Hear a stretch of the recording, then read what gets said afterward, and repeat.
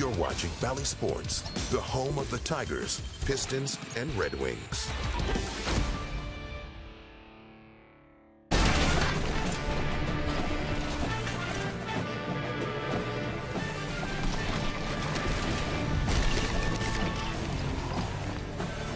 Live from Ford Field in downtown Detroit, welcome to the best weekend of the year for high school football fans in Michigan, and welcome to a darn good football game. Ubly back for the second year in a row.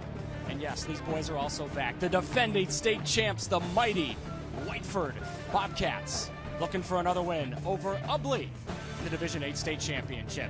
This is what happened last year, right down to the wire. Heck of a ball game between these two clubs. Ubly was down by 2 scores in the second half. No problem. They rallied all the way back, got the thing tied at 20 in the fourth quarter, and then the luck ran out. After a couple of touchdowns to tie it up, a magical moment for Shea Ruddy, senior quarterback for Whiteford, into the end zone to give them a state championship and take down Ubly. But they got another shot to get them this year at Ford Field a couple of days after Thanksgiving. This is one of those matchups that make you so darn thankful to cover high school football. The MHSAA football finals on Bally Sports Detroit, proudly presented by the Southeast Michigan Ford dealers. Welcome to the best weekend of the year for high school football fans in Michigan. He's Grant Perry. I'm Evan Stockton, alongside the rest of our great crew. We hear from Kara Lyles on the sidelines in just a second. Grant, football capital of the world, right behind us this weekend. Lions 2 days ago, Michigan State yesterday, high school finals the next 2 days. I can't wait, dude. You can't beat it. I mean, the atmosphere here is fantastic, and this game is going to be a great one. I mean, these teams met last year, had a great game. Really looking forward to today. Now, let's look at Whiteford, who has an interesting situation. There's one of those silly football cliches. You got 2 quarterbacks, you got no quarterbacks. But there's always an exception to the rule, and Whiteford is making it work this year with the 2 QB system. Yeah, absolutely. And the first quarterback you're going to see in is Trey Eitner. He's been doing a fantastic job this season, just under 1,000 yards receiving, 15 touchdowns to 3 interceptions, having a really good start to his freshman campaign. And then you're going to see Ryan Ruddy come in. He's going to be more of the senior matured quarterback. Late game situations, he's going to be a guy that they count on. Week 1 versus Blissfield had a 70-yard scramble with 40 seconds left to win them the game. So he adds a little bit of that mobility, athleticism at the quarterback position when they need it most. And then they pass it off when they need a little bit of help to Jake Iant. He's the running back for them, the powerhouse. He's going to be doing it all in between the tackles. 300 yards shy of 3,000 on his career, 41 touchdowns in his career, having a fantastic season and career here at Whiteford. Yeah, Jake Iant, a heck of a football player. There's a ton of boys on this Whiteford team who have played darn near 50 high school football games. Same deal for Jake Iant. On the other side for Ubly, with these D8 teams, you always got family members, and we have the same deal this year for Ubly, Grant. Really cool story. A couple of Peruskis out there at QB and running back with very unique stories. Yeah, very unique stories. I mean, the cousin lineage goes all the way down. They got a lot of guys over there. Starting with Evan Peruski. He's going to be that senior-led quarterback, having a fantastic career here at Ubly. I mean, just 379 pass yards, 441 rushing yards, 8 total touchdowns. Missed a few games this season with some hamstring injuries. But has come back and is ready to go today. And then when things kind of need a little bit of help, they hand the ball off to Caden Peruski. He played O-line last year in the state championship game. Coach realized, hey, this guy can run the ball. He's big. He's hard to tackle. Let's move him to running back. Just under 1,500 yards rushing, 21 touchdowns on the year, 11.6 yards average a carry. I mean, just a beast at running back. Full weekend of football, rematch from last year to start it. Come on, let's do this thing. Ubly against Whiteford from Ford Field. A busy weekend of football and a new wrinkle this year, baby. It's on Saturday and Sunday instead of Friday and Saturday. Someone's hosting that thing in the air in a couple of hours. Ubly, Whiteford for the state championship. Next on Bally Sports Detroit.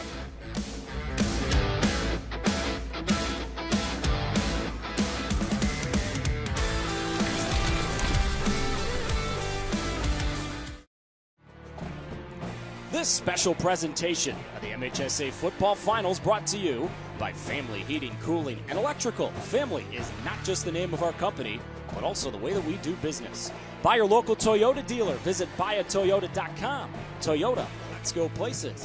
And by the Michigan Achievement Scholarship. It's a game changer. We've gotten that ring and we've gone 12 rounds with everybody else staying with us. And we come out ahead every time. We're going to need it again. We're going to dig down. They're going to punch us in the mouth. We're going to punch them in the mouth. And it's going going to be a fight. It's going to be a battle. It's going to go 12 rounds. But our mettle is tested. I know the group that we have in this room. I look in the eyes. I see the confidence. I see we're ready. So it's 12 rounds, Thanksgiving weekend for a state title. Let's go win it, fellas. I'm ready to watch a little football. A lot on the line here today, specifically on the Ubly side of things. For more on that, down we go to the third member of our crew, Kara Lyles. Hey, Evan. Well, yeah, it's a bittersweet day here for this Ubly football program as head coach Eric Sweeney announced today is going to be his last game as head coach here. He spent 20 years coaching in this program, starting all the way down from youth football, made his way to junior high, spent some time as the JV head coach, and is now in his 4th season as the varsity head coach. Overall record of 47-5. Evan, I can't really think of a better way for him to go out than playing for a state title here at Ford Field. How about you? There is absolutely no way better, Kara, for Eric Sweeney to go out. He was giving us the football coach routine earlier this week. Oh, I'm not going to think about it. We saw him on the field before the game.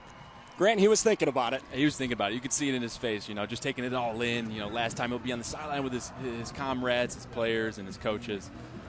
He's feeling good about it. And there's head coach for the other team there, the opposing team, Coach Teakin, for the Ottawa Lake Whiteford. Rocking that shirt and tie, Grant, to honor his father who passed away in the middle of last season. His dad was a longtime football coach, wore a shirt and tie at every game. And Coach Teakin will do the same for as long as he's coaching Ottawa Lake Whiteford. Hunter DeBar will kick it. Evan Peruski, the man back deep for Ubly. This is the best football weekend of the year in Michigan, and off we go from Ford Field. Whiteford told us they had a darn good kicker, and DeBar just sent it into the end zone for a touchback.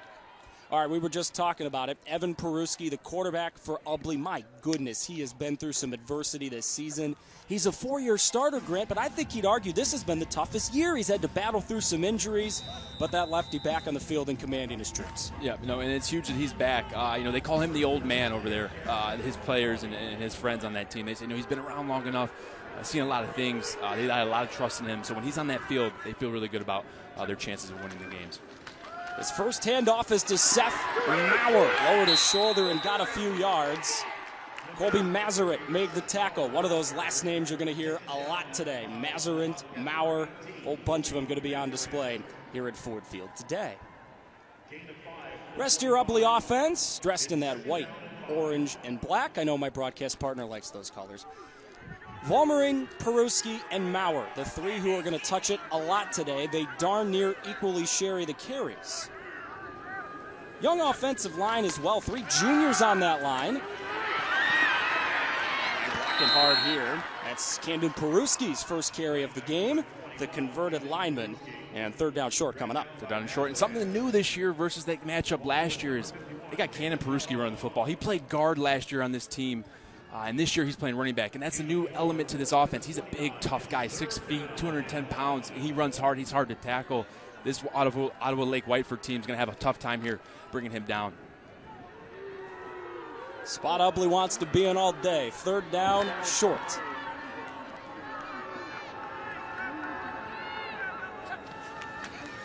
Another give to Maurer. First down, Ubly.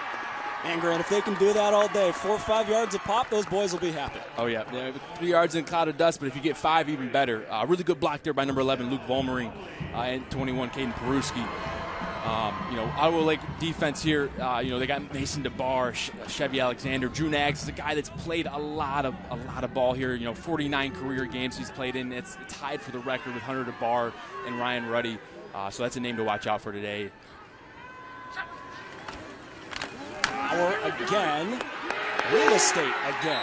Up to the 43-yard line he goes, darn close to another first down. Brandon Nags, a lot of tackles this year for Ubly, for Whiteford, should say, nearly 80 on the season. Still, though, second down and short. Second down and short, and they're doing a fantastic job. I mean, Caden Peruski, he moved from offensive line to running back, but when he's in that backfield blocking, he's might as well be back on the offensive line because he is moving these linebackers. He's kicking out blocks right now, and he's making these holes very wide.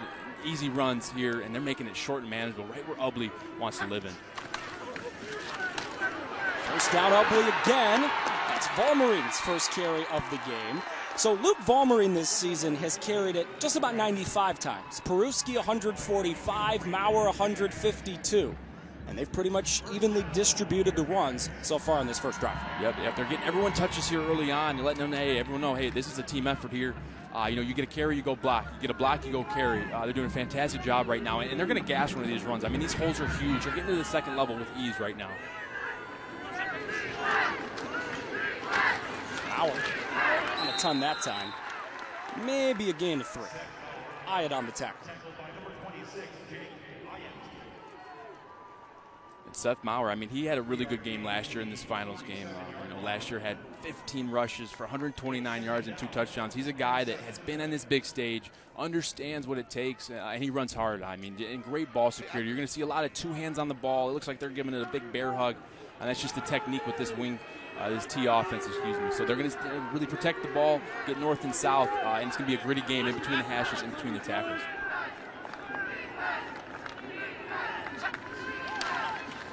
Run up the middle.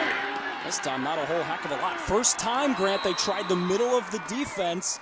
Vollmering on the carry, stuffed him right away. First third down and a little bit longer for Ubly today. Yep, really good job there by Chevy Alexander and Drew Nags. I mean, just clogging the middle of that defense there. There wasn't a gap to get through. There wasn't a kick-out block to make. They tried to get in between the A and the B gap there, and it was sealed up. They did a fantastic job. The Bobcats did there, and they're sitting here with a third down and about 6. So, if they can get off the field here, that's a good thing for the Bobcats of Whiteford. They'll run it. Vollmering with real estate. Vollmering, first down. Grant was telling you they were going to bust a big one. There you go. They needed it on third. Gain of 12 and move the sticks. I think we're going to see a little bit of a pattern here. I think the middle right now is a little clogged. Everyone is in between the tackles, and they're going to do a fantastic job here of getting to the edge. That's going to be Luke Vollmering with the ball. And then look at number 21 at the edge. Just kick out block here on the corner. Really good block there. Sprying this guy free there. Luke Vollmering, 2 hands on the ball at all times. He's a big guy as well. Standing at 5'11", 180. He runs hard. Another run for Ubly that's getting them a few more yards. You talk about a methodical drive, man. Seth Maurer gets him up to the 30-yard line, and 2 hands on that ball every play. Yeah, and you got to bring your hard hat today because, I mean, it's going to be downhill football. And Ubly's already off to a better start than they were last year in this game. And on their first drive last season in the state final game against Whiteford, they had a fumble on the first drive, which really put them in the hole. And it's very unlike Ubly's offense. I mean, they preach 2 hands on the ball. They do 15 minutes of drill work for the first 2 weeks of the season every day. Sometimes they tell the kids, hey, go sit in class with the ball 2 hands, and then when you need to write something, go write it. But, I mean, it's kind of a code there at Ubly. Not a ton. Maurer on the carry, setting up third down. They have run 10 plays on this drive. They have not thrown it once. Talking about Coach Sweeney pregame, I say, okay, Coach, how many times do you think today? Over under 5 passes. And, he gave me the right answer. He said, if we throw it over 5 times, we're in a bad spot. So he wants to pound the ball. Their identity is ground and pound. So I think you're going to see maybe a handful of passes. Whiteford's more of a throwing team. They got a quarterback that can really get it out there with some receivers. But Ubly, they're going to play between the hashes and play hard-nosed football here and run it. Up the middle. Nothing.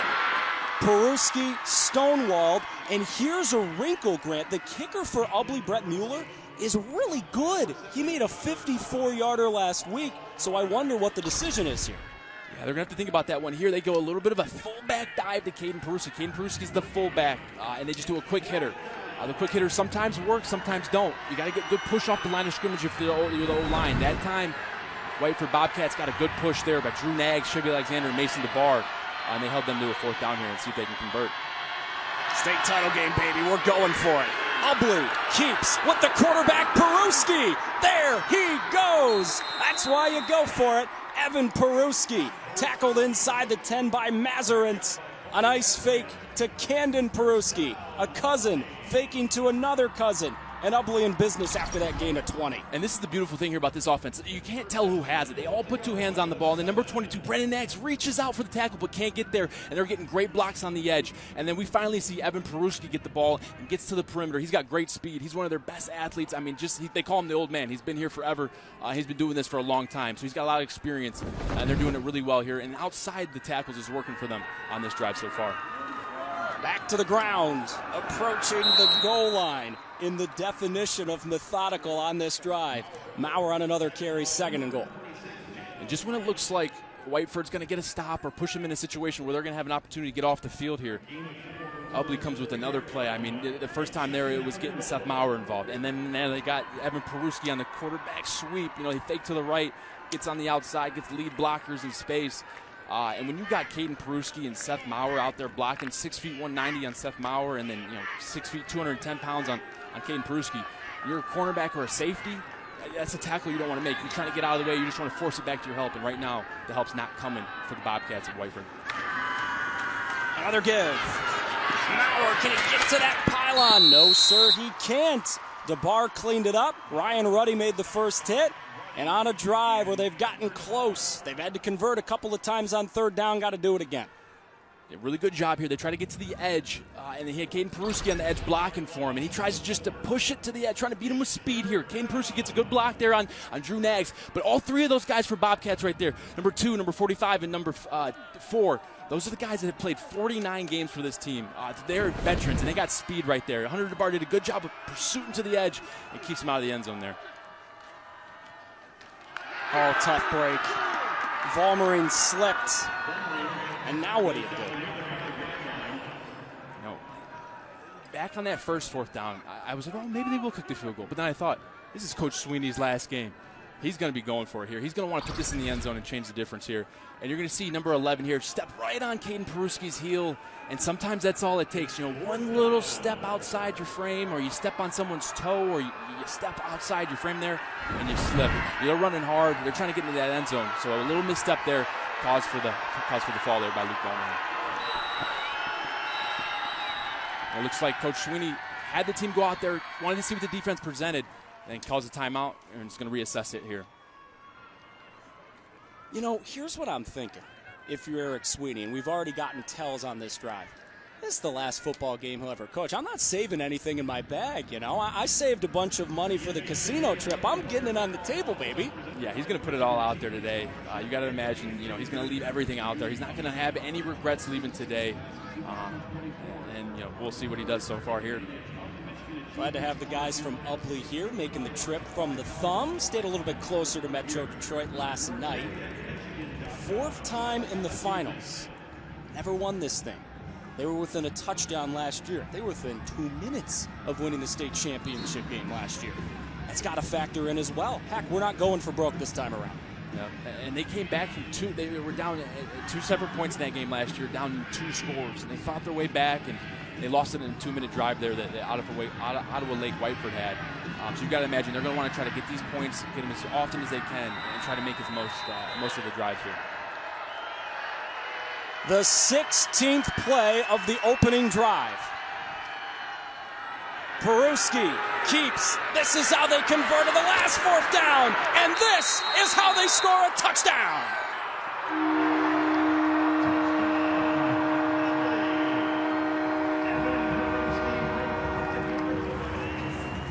Peruski scoring a touchdown for Ubly. Music to those fans' ears, and they're on the board.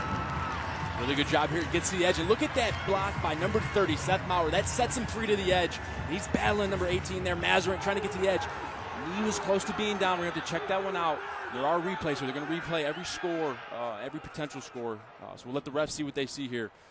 But Evan Peruski put it in the old man's hand and see what he does there. Good play there by Bearcats. Excuse me.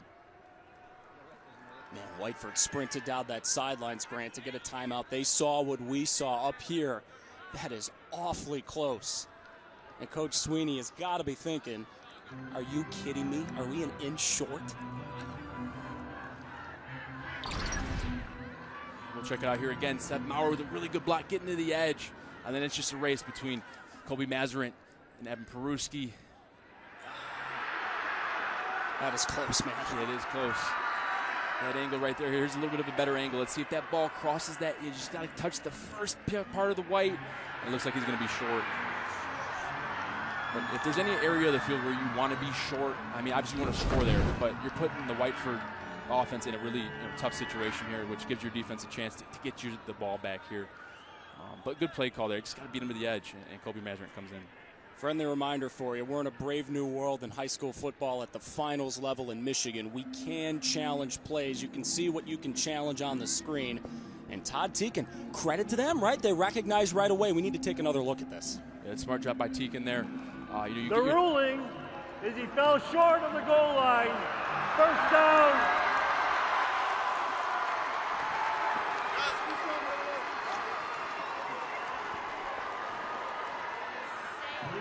You talk about sudden change. Evan Peruski is going to have to flush that thing really quickly. Yeah, it's next play mentality. You'll see him on defense here as well. He's a cornerback safety. He plays, both sides of the ball.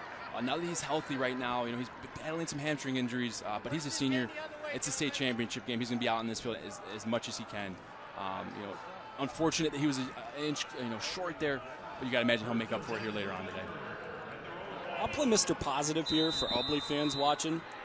Whiteford literally has to go every inch of the football field here. First, they got to get it out of the end zone, and that's what they do. Hunter DeBar on the carry, just to give him a few inches. We were talking about this top of the broadcast. There's going to be two quarterbacks for Whiteford. They start the freshman Trey Eitner, whose older brother Thomas was the quarterback when they won back in 2017. He throws, and it's caught. That's the backup quarterback, Ryan Ruddy, who's such a good athlete, Grant. They just got to find a ways to get him the ball, and Whiteford's got a third down coming up. Yeah, do a good job there of incorporating both quarterbacks. Here's the stats here for Trey Eitner.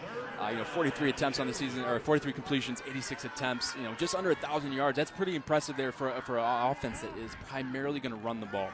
15 touchdowns to 3 interceptions. So he's making good decisions. As a freshman, to make an impact on a team that has been to the finals and has won it, that's very impressive. And then he threw there to Ryan Ruddy, who's also their backup quarterback. So you're going to see a lot of that, trying to get guys the ball, but also keep their best players on the field at the same time. Third down, run. Ruddy, right side. Ryan Ruddy, first down. Whiteford was staring down his safety. Learman made the tackle, but still a first down. And Whiteford's drive continues, their first of the game. Grant, we've been talking about the quarterbacks. We've been talking about DeBar a little bit on this drive, and Ryan Ruddy as well. What else stands out to you offensively for Whiteford? DeBar and Mazarin, those are going to be guys that are going to be able to make plays on the perimeter today. Mazarin is their best receiver. When he gets the ball in his hands in space, he can make a lot of good things happen. And then Hunter DeBar, he's kind of their speed back. He's going to get pitches on the edge, and he's going to try to get to the corner. Also look for those guys to make some explosive plays outside the tackles. There's Hyatt, 133rd carry of the season, playing in his 49th career high school gain of a couple. Here's your Ubly defense, Grant. What stands out to you for them? It's going to be Mitchell Foot and Austin Gettner. Talking to Coach this week, Coach Sweeney, that is head coach for Ubly, he said those are their vocal leaders. It starts with those guys up front. If they get a good push with Mitchell Foot, number 76, the captain, and then Austin Gettner, the other captain, number 65, they're going to be in for a good day. Because this is going to be a big battle on the line of scrimmage, as both these teams are going to be running downhill right at each other. Another run. This is DeBar. Up near the 20, they'll give him the 21. Third down and short coming up. Skylar Smith made the tackle. Both these teams, they run similar offenses. You're going to see, Ubly is in the T formation, so you're going to have the fullback right behind the quarterback and then 2 running backs on the side. Whiteford does more of a double wing type, where they'll spread out Mazarin, who is a tight end but a receiver type. And he'll be out wide, and you have 2 wings, and they're on the wings because they can come in motion and they can cause havoc, and they quick pitches, which help out-leverage the defense. And they're also spreading it out here a little bit. They got 2 wide here. Another pitch. Hyatt, right side, very close. Depending on that spot, he's got that first down. Yep, move the sticks. And that was a good job out there. They got Nags out there, Drew Nags, their captain, blocking on the perimeter here, number 45 and number 50, pulling Jack Hyatt, brother to Jake Hyatt. Just a couple of guys that understand how to get it done. Get to the perimeter. All they needed was a few. They made it happen. They got it. They're moving the sticks here. When you're backed up in your own area, the goal is 2 first downs. That's the goal that I learned when I played. You want to get 2 first downs. It helps get the defensive break, but also keeps the ball moving. And right now, Whiteford's in good position. Left side this time. Across the 25 they go, up to the 27-yard line. And a couple. Smith just made his second tackle on another run for Hunter DeBar. There's two of them. Hunter's the senior. Mason is the sophomore. Hunter will also play some hoops whenever football season ends. In Division 8, you get quarters that look like that one. A lot of runs. Both teams combined for one pass in the first quarter. They ran 23 total plays. I love it. Final game that Eric Sweeney will ever coach, and he's gone for broke a couple of times. Ubly stopped literally an inch short. Peruski was that close. Scoreless after 12 minutes of ball.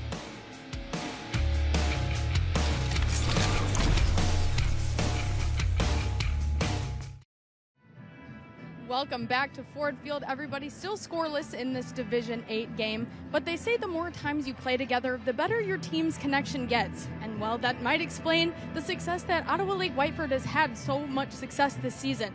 They have 5 players on this team that have started every game so far this season since their freshman year. They have Drew Nags, Jake Iott, Jack Iott, Hunter DeBar, and Ryan Ruddy. And just to take that another step further, Drew, Ryan, and Hunter actually hold the school record for most football games played. And today, Evan, they're playing in their 50th high school football game. Pretty impressive. Well, not only is it impressive, but think about this on another level, Grant. Another sports cliche is you can't teach chemistry. Sometimes it's innate. It's been grown with these boys throughout their careers, and the proof's in the pudding. They've won 27 consecutive football games. Yeah, I mean, the record alone, it shows it all. I mean, and they just play in unison. They play together, and it's kind of next man up. I mean, Trey came in, and he's been doing a fantastic job for them. Another run for Whiteford, getting darn close to another first down. That is Iott. I mark him right near the sticks, and they'll move him. Another first down. Smith just made his 3rd tackle of the game. We saw a lot of plays from Ubly. 16 plays on the first drive, literally an inch or two short. What are you seeing so far on this drive from Whiteford, their first? Whiteford, I'm not seeing as big of holes. The blocking is a little bit different. Ubly's got a few bigger running backs back there. Camden Peruski and Seth Maurer are a little bit bigger bodies than what Whiteford has. But, they're going 3-4 yards, a pop here, Whiteford is, and they're doing a good job of it. Be interested to see if they get behind schedule, can they make up for it? And here we have a pass. Leitner down the field, wide open, Ryan Ruddy. Another Ruddy making big plays in the state title game for Whiteford. Into the red zone they go. Seth Maurer saved a touchdown. And what a good job there, and a beautiful ball. He stayed in the pocket, and you're going to see right here on the side, right here, boom. And then he's going to catch the ball. He's going to just sink right past Seth Maurer. That's a great outside release. Stemmed it out and came inside, right down the hash. Beautiful ball. Trey Eitner, he could have just got scrambled with it if the play wasn't there, but he trusted his receiver. Seth Maurer with the tackle at the end of the play, but really good job switching it up there, going off schedule, throwing the pass there down the field. Back to the ground they go, plunging inside the 15 to the 14. That's Iott. Whiteford, for a Division 8 team, they throw the ball a bunch. Coach Teakin has Eitner throwing it 86 times this year. Ryan Ruddy just caught the pass, 42 passes this year. Colby Mazerit, number 18, has caught 13 touchdowns this year. These boys aren't afraid to throw it. Yeah, and Colby Mazerit has about every receiving record here at Whiteford. I mean, he's just a fantastic athlete. And the ability and the chemistry, like you said, it just shows. And that gives him the ability to throw it. And the coaches trust him. They've been here for 4 years, just starting every game. So doing a fantastic job. And that's what the trust is about. Getting the players in the spaces to make plays. And Coach T can trust all these guys and knows that they'll go out there and execute really well. Here's what you need to know about Whiteford High, about 40 miles south of Ann Arbor, right near the border with that state down south. This is a strange day for people in Whiteford. Spoiler alert, Coach Teakin is hoping that the team in scarlet and gray wins later today. Grant, I'm sorry. Both coaches. I mean, Coach Teakin, Ohio State, and then I caught to Coach Sweeney, and he even said, I hope Michigan wins today for you. But he's a Michigan State guy himself, so not many friends around here. But I got you, Evan. 3rd down, they'll keep it on the ground. Cutting it up. That's a heck of a run. Jake Iott first down, and here we go. Whiteford into the red zone at the 5. Really good job here. You're going to see Jake Iott coming in motion here, but look at the play's supposed to develop to the right side, but look at him follow his blocks. They're doing a fantastic job. 71, Nolan Walker. He's going to be a game-time decision today. Came down with some injuries in the semifinals, but he's blocking his tail off right now. Really good job. The maturity and the vision there is shown. Jake Iott, play's supposed to go right. hesitates, goes back left, gets a good gain. Nothing there. Stonewalled right near the line of scrimmage, maybe lost a yard. Camden Peruski, the quarterback of the defense, stopped him right at the line. He's that hard hitter in that middle of the defense. He's the guy that they rely on, gets everyone lined up. In between the 10-yard line here to the end zone, it's going to be some of the toughest plays. You're going to have to get creative on both sides of the ball here. Little tempo for Whiteford. First time we've seen that. Not much better. Nags on the carry up the middle.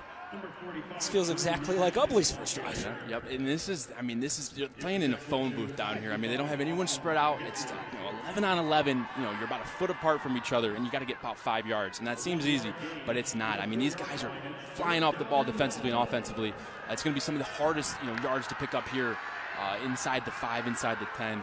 So they're going to try to get to the edge here. I'm going to guess, try to get some speed on the edge and beat them to the perimeter.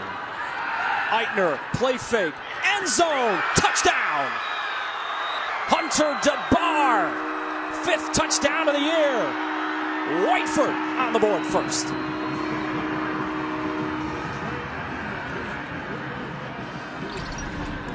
Really good job here. You're going to see Hunter DeBar. He's at the bottom of your screen. He's just running a flag route, a corner route, or a 7 route, if you will.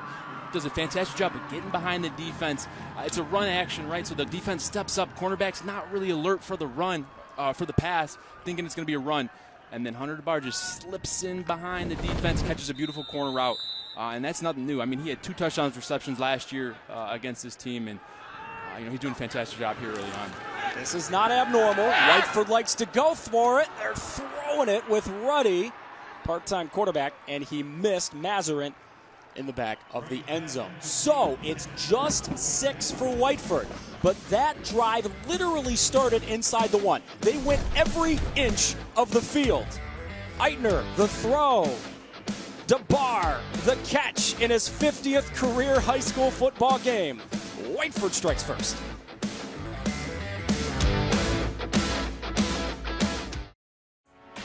The fun thing about this weekend is we get to find out where everybody is coming from. We told you that Whiteford's right near Ohio. This is an odd day for everyone in that town. Got to pick sides. Ubly coming from the thumb. Grant, seriously, this is what makes this weekend fun. I mean, heck, later this weekend, Menominee is making the trip all the way down to Ford Field. It's cool to see the different communities come here to Ford Field, and it's so much fun to see them send them off. These are scenes straight out of Friday Night Lights. Where's Coach Taylor when you need him? Love it.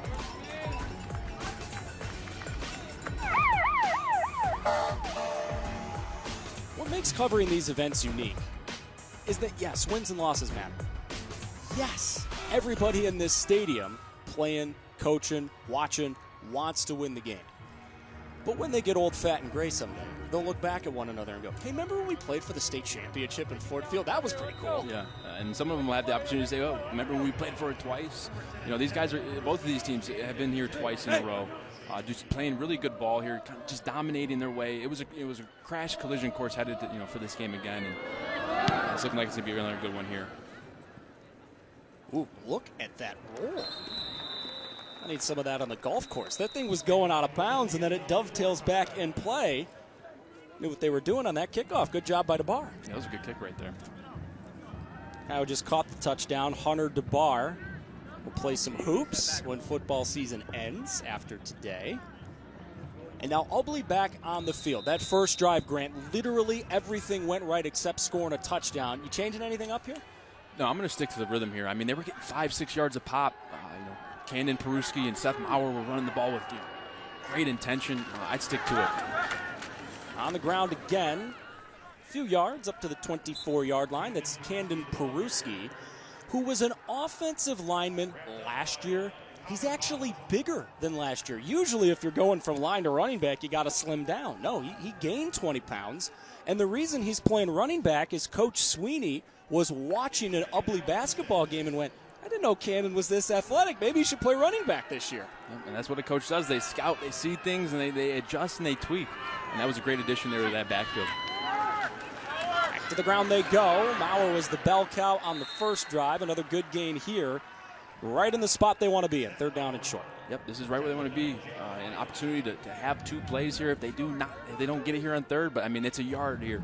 They've been averaging about 3 to 4 here, so they're going to have a good opportunity here to pick this up. I expect them to stick with what they do here. Maybe a fullback dive. They tried that earlier, but the middle got clogged with Drew Nags and Chevy Alexander. So I'd like to see off tackle here with one of their offset backs. Didn't need a whole heck of a lot. Didn't gain a whole heck of a lot, but Maurer gets enough for the first down. Ubly's already had to go for it 5 times on 3rd down today. They're 3 of 5. 3 of 5, doing a good job so far here today. And if they can stay in that 3rd and 2 to 3 to 4, that's right where they want to be. I mean, this is a team here. Coach Sweeney's last game. You got to imagine that they're going to put everything on the table here. You got coaching his last game. You want to go out with a ring. You want to go on a high note. So you're not going to leave anything out there. You don't want to play, unwise. But I mean, you got to imagine they're going to be playing aggressive today, trying to pick up every first down.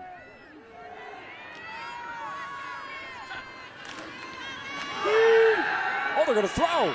Evan Peruski's got a guy. They've been waiting all game to run that. Ryan Learman, just his 4th catch of the season. Lull him to sleep. I love it. Peruski the throw, gain of 18, first down Ubly. And they're just going to copy here. They're going to do number 20. He's right here at the right of your screen. It's going to be a power run. So the pulling guard from the backside is going to look like he's going to be pulling for a run. But the lefty going to his right, Evan Peruski throws a beautiful ball on the run, puts it right in Ryan Learman's basket. And Ryan Learman, with his 4th catch on the season, does a fantastic job of getting to midfield there for the first down. Back to the run. Again, gain of 6, maybe 7 yards. Seth Maurer, tackled by Mazarin. Ubly moving again. They're on the move, and Seth Maurer, I mean, he is a fierce back. I mean, he's been doing this for a long time. The last game in this finals appearance versus Whiteford, 2 touchdowns, 129 yards, and he's on pace to get that 129 yards again. I mean, he's picking up a lot of yards here on these first down carries.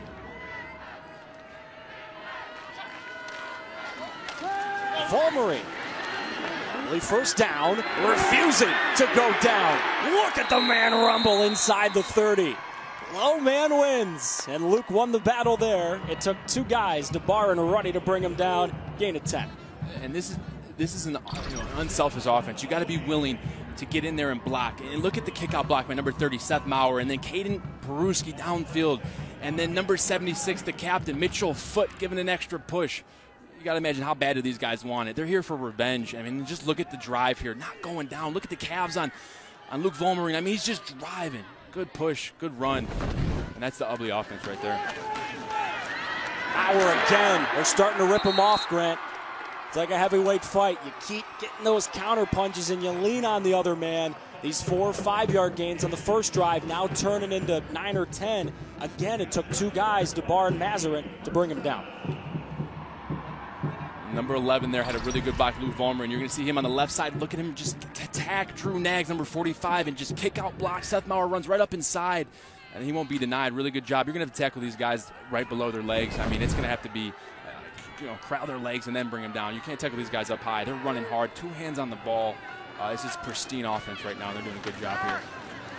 Volmery stood up in a hole that time. Jake Hyatt, who last season broke his dad's single-season tackle record at the school. He made 205 tackles in one season. This year, 26 in blue and yellow, Jake Hyatt, he's slacking off. He's only made like 150 tackles. Yeah, he's slacking. I mean, just like over 500 tackles on his career. I mean, it's insane the numbers he has put up. And I mean, I guess that's what happens when you've been playing every snap as a freshman on varsity. You tend to have some good numbers there, and he produces a lot. Captain on this team, really vital piece to this Whiteford team. Maurer, good shape, free ankle tackle on the play made by Mazarin. Still, though, good gain. And Ubly is living in these third downs and shorts all day. They are, and you can just tell the difference here. Whiteford did go down and score on their first drive. That Ubly didn't, right? And so, check for Whiteford. But the runs that Ubly is having, if they can sustain this throughout the game, they have a little bit of the edge. I mean, they're picking up 5-6 yards a pop, and eventually one of these is going to bust open, and the guy's going to run free in the end zone. If you're Whiteford here, if you're a defensive end, you gotta, when you see the kick out block coming, you gotta do your best to condense it, tighten down, and don't let him cut up inside you here, because they're really owning in between the tackles here, right off the tackle. Volmery, first down, Ubly. Hyatt, one of the men in there, making the tackle for Whiteford. Already a handful in his pocket today. Man, these games move fast. We're 3 minutes to go in the first half, and Whiteford's had the football once. I don't even understand it. I'm here watching the tackles pulling. I'm watching the guys go play football, and I'm looking up, and it's almost the third quarter. It's blowing my mind. But, I mean, it's good football here. I mean, you better make the most of your possessions because you're not going to get many, especially the offenses are clicking and they're driving. Good ball security on both sides, so not a lot of turnovers. This is good football here, and this is Division 8, Ubly versus Whiteford right now, and they're playing great football.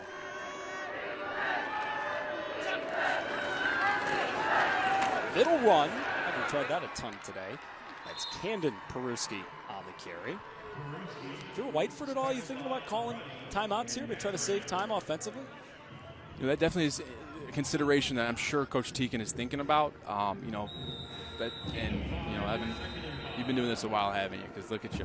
Great call there. It's always nice when your partner compliments you, I didn't even tell him to say that, too. Now let's get a message from the Southeast Michigan Ford dealers.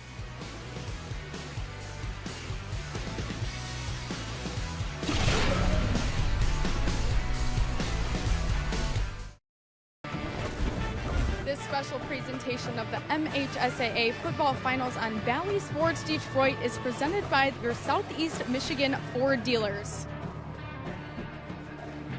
Well, we showed you earlier on in the broadcast just how far away Ubly is. So they decided, hey, let's make a journey out of it. So their journey started at noon on Friday with a huge community send-off. The streets were lined with fans cheering, posters, and then from there, they headed on down to Lakers. Lakers was kind enough to let them use their dome this season and again last season.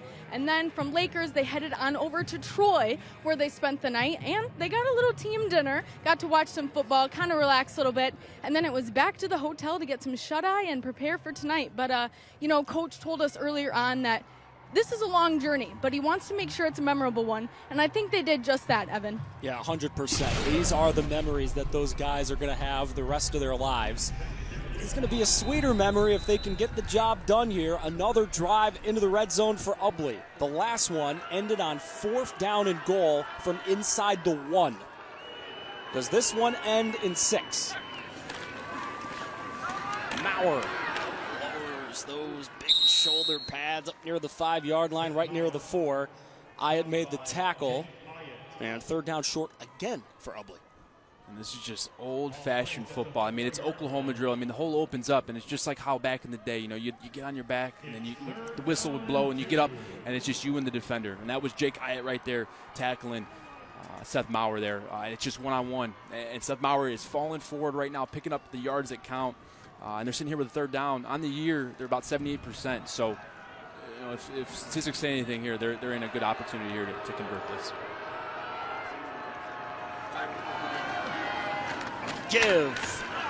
Green and leaning. That is Seth Maurer, and that's an Ubly touchdown.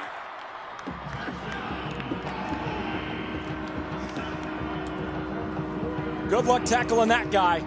The 28th run of the day for Ubly, and the 19th touchdown of the season for Seth Maurer. Just the same thing we've been seeing. Kick out, and then, hey, Seth Maurer, it's you versus the linebacker. That time it's the safety to step down. Colby Mazerin, number 18, met him in the hole there. Jake Hyatt also in on the tackle. But like we just said, Seth Maurer is finishing forward. That's a good trait you want in your running back. Finish forward, fall forward, get those extra yards. In that case, he fell forward into the end zone. Ubly on the board here, making this a game. Brett Mueller is a brilliant kicker for Ubly. He made a 54-yard field goal last week, and as of the moment, he is the leading scorer in the history of the MHSAA. Just knocked another one through, his 74th PAT of the year. First drive for Ubly ended inside the 1. That one did not. Ubly on top.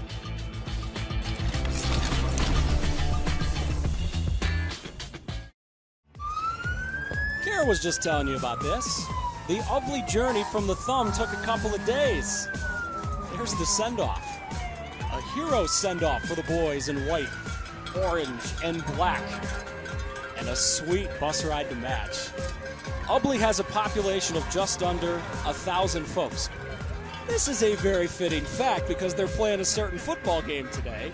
They spotted a Wolverine in 2004 in Ubly. First time they'd seen a Wolverine in over 200 years. How about that? That's insane. Angelina's Eateries and Hugo Brew Company. Family-owned restaurant that serves some Italian food as well as some craft beers and some wine. What do you think, Grant? We make a trip up there at some point? You think we're going to get a discounted meal if we've been nice enough to Ubly so far today? I think if we're in Coach Sweeney's company, I think we'll be all right. And you said 1,000 people are in Ubly. I bet half of the people there living are Peruskis. I mean, they got a lot of cousins, and they're all great at football. Yeah, we haven't even made this point yet. So we've been telling you about the quarterback, Evan, number 10, and Candid, number 21, who goes both ways. Well, the guy who just scored the touchdown for Ubly, number 30, Big Seth Maurer, he also is a Peruski. Well, his mom was a Peruski. What is in the water in that town? Yep, and they had another cousin last year that played in the state final game, Parker Peruski. So, I mean, the lineage is long. All right, let's see how Whiteford attacks this drive. Remember, they are going to get the ball to start the second half. Mueller's kick is fantastic. That is an NFL-level kick. That's really good stuff. Whiteford drive going to start after the touchback. Now let's get a message from Family Heating, Cooling, and Electrical. As property manager, I use Family Heating and Cooling because they're honest, they're on time, and fair priced. Contact us today to find out what our family can do for your family. All right, so look, both these teams love to run the ball. Whiteford did throw a touchdown pass on the first drive.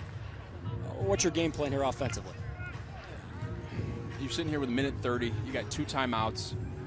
If I'd start the play off here, I'd start with a run here. Establish the ball, get a few yards, make it a second and manageable, and then set up the play action here. I mean, they got Ryan Ruddy over the middle early on, but you got to set it up a little bit. Ryan Ruddy's now the quarterback. They cycle through him. The senior pumping, running, and smart play. He got out of bounds. That'll save some time.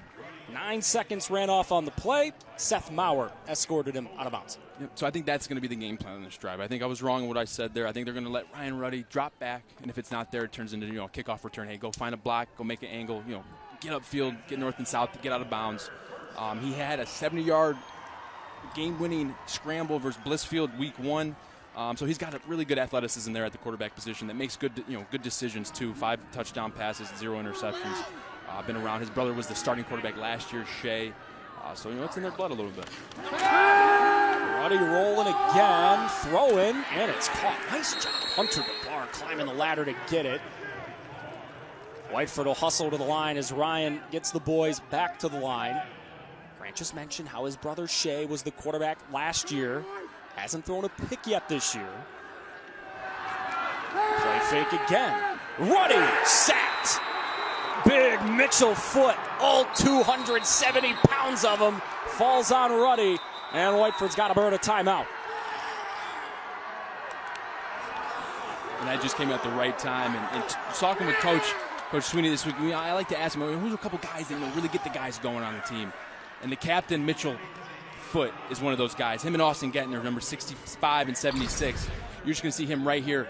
He's getting that 4-point stance, and when you see a guy in a 4-point stance, you better be ready to go because he just fires off the ball, goes right past Jack Hyatt, and then gets right to the quarterback. Fantastic job forcing Whiteford to call a timeout here, puts them in a 3rd down and long, and Ubly sitting here with an opportunity here maybe to get the ball back.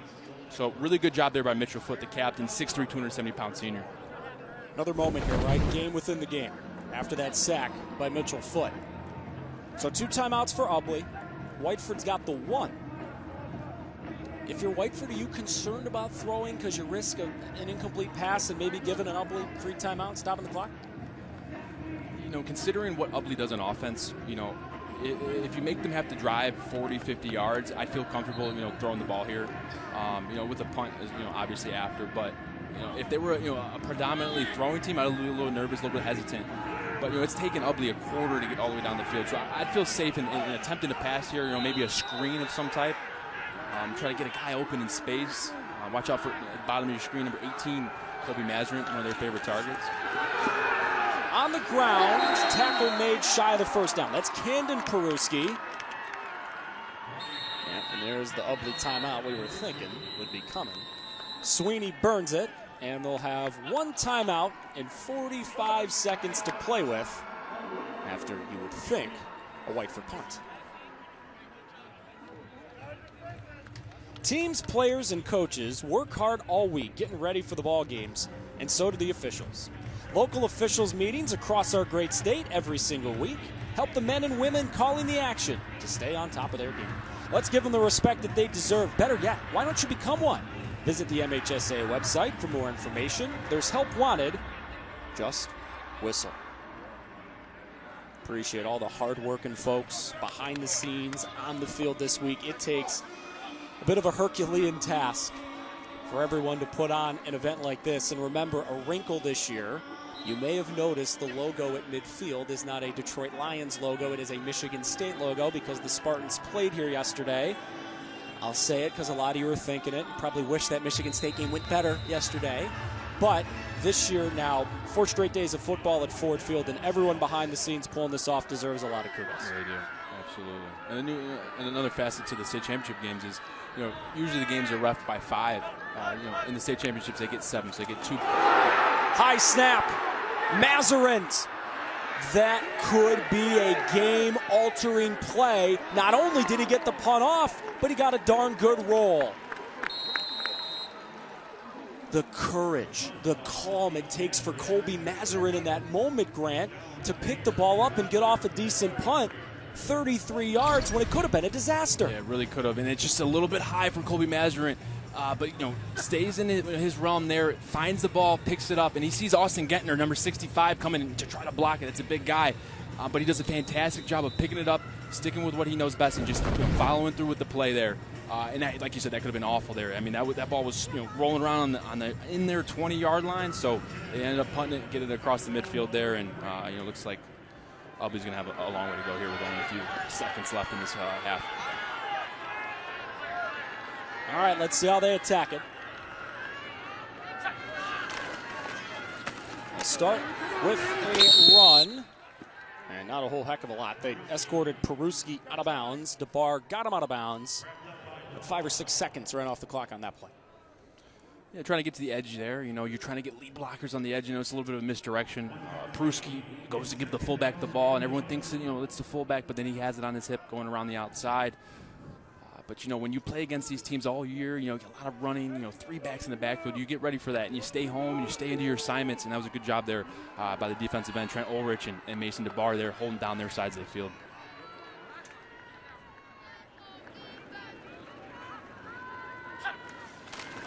Another run.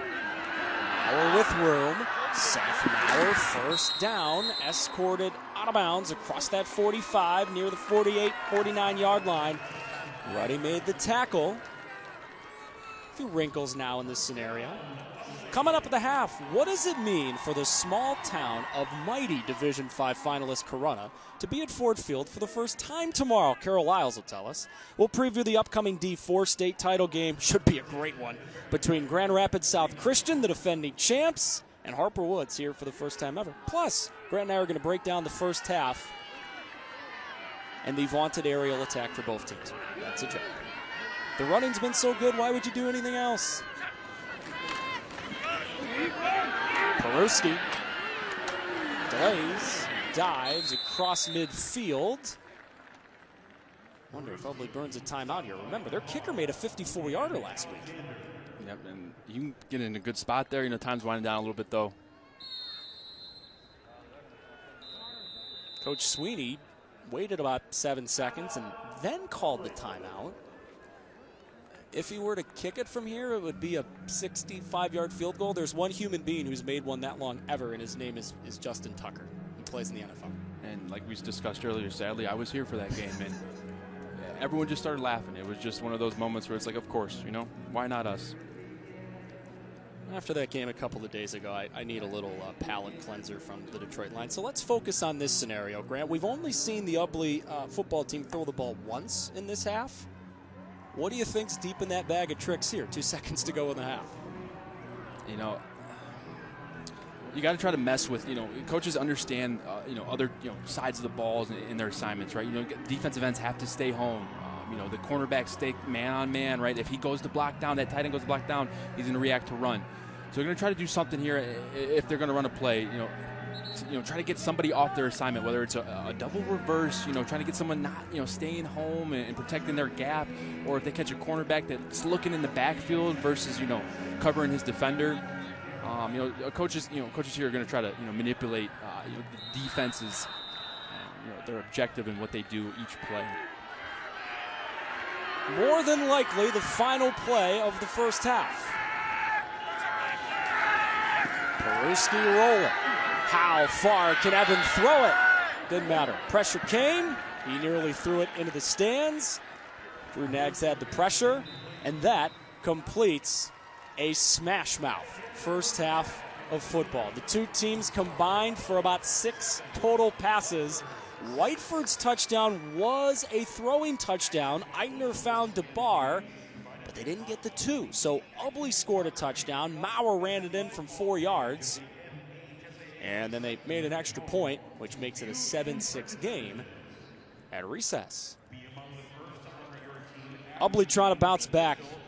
Whiteford beat him in the state title game last year, a ball game that Whiteford led 20-6 in the second half. Ubly got the thing tied, but then Whiteford scored with just under 2 minutes to go to break the Bearcats' hearts. And those folks in Ubly orange and black and white, they're happy with the lead. They're a little nervous. Whiteford looks okay for now. Down to the field we go. Kara Lyles standing by with Ubly head coach Eric Sweeney. All right, Coach, Seth Maurer has your lone touchdown from the day. What do you want to see out of your offense going into the second half? We just got to keep controlling the clock. I thought that was a great drive we had. We just came up about 3 inches short. And, we're doing exactly what we want to do. We want to keep that ball out of their hands because obviously they can score at will. So, we just got to keep the ball out of their hands. And you've held this Whiteford team to just 6 points. What do you want to see out of your defense going into the second half? Hopefully we can hold them to 0. We got to come out and get a stop and then go on another long drive. And, that's what we got to do. We got to keep the ball in our hands. All right, Coach, thanks so much. Good luck second half. All right, Evan, going to send it back up to you. Appreciate you, Kara. So Eric Sweeney is coaching his final ever game at Ubly High. He's been part of that program for nearly 2 decades. He is trying to go out the only proper way. Whiteford's going to give them all they can handle. Back and forth we went in a fun first half. We're back to break it down after this.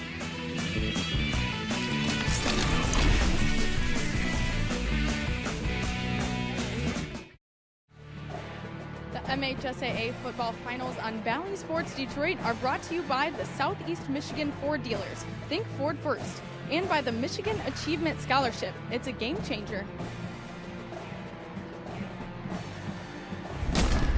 Well, we mentioned right before break, the Corunna Cavaliers are having an incredibly historic season. This is the first time that they've made it here to Ford Field, thanks to a very talented group of seniors. And I'm telling you, I went out to Corunna, and the community support that is behind them is just sensational. But they're excited for the opportunity to be able to bring that Division V trophy back home. Take a look.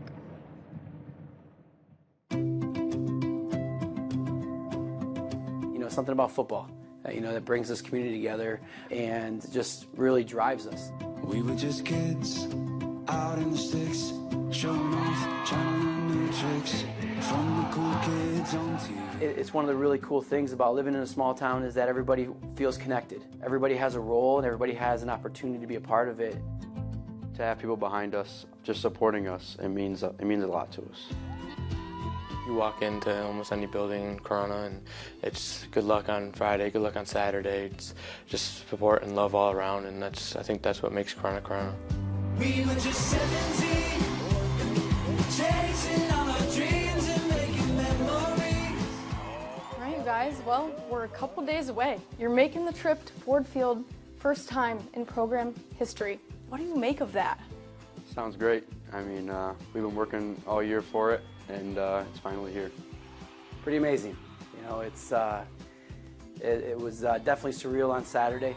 They're going to march on to Ford Field. It took me a few minutes to kind of catch my breath and emotions, to make it there, to deliver that to our community and be a part of it. It was just amazing. It's really exciting. It's something I've looked forward to since I was little. It's been awesome.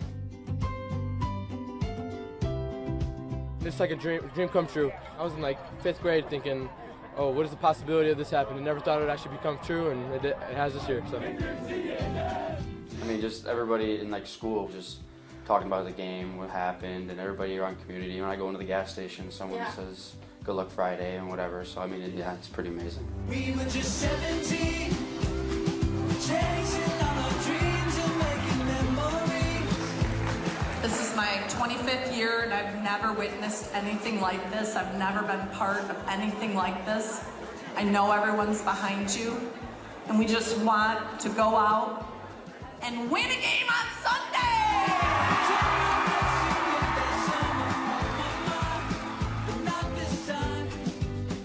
What do you think that first moment is going to be like at Ford Field on Sunday? It'd be pretty cool.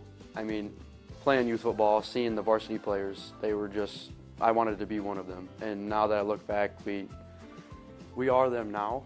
And I'm going to try not to relish in like the moment and just go focus on what I have to do, but it's going to be pretty awesome. Seeing from us, from little kids, you know, growing up, dreaming about going to Ford Field in high school, it's becoming a reality, and it's pretty cool. I hope they remember what went into it. The reason they were successful was not just because of talent, not just because they wanted to, not just because they hoped for it or they wished for it or they dreamed for it. You know, I tell kids in my middle school all the time, I said, if you really, really want it bad, well, you're halfway there. You know, and these guys did really want it bad. They wanted it bad from a very young age. And I hope that as they get older and grow into adulthood and live their lives, that not only do they live that, what they've done here and what's gone into it, but they also pass it on to their kids and to other generations.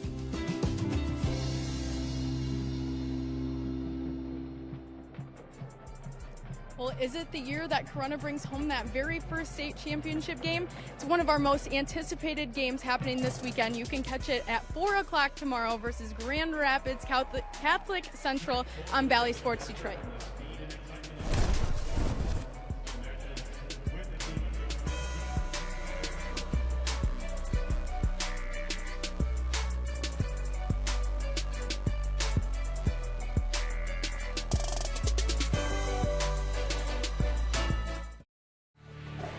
The MHSAA football finals on Bally Sports Detroit, brought to you by Glassman Automotive.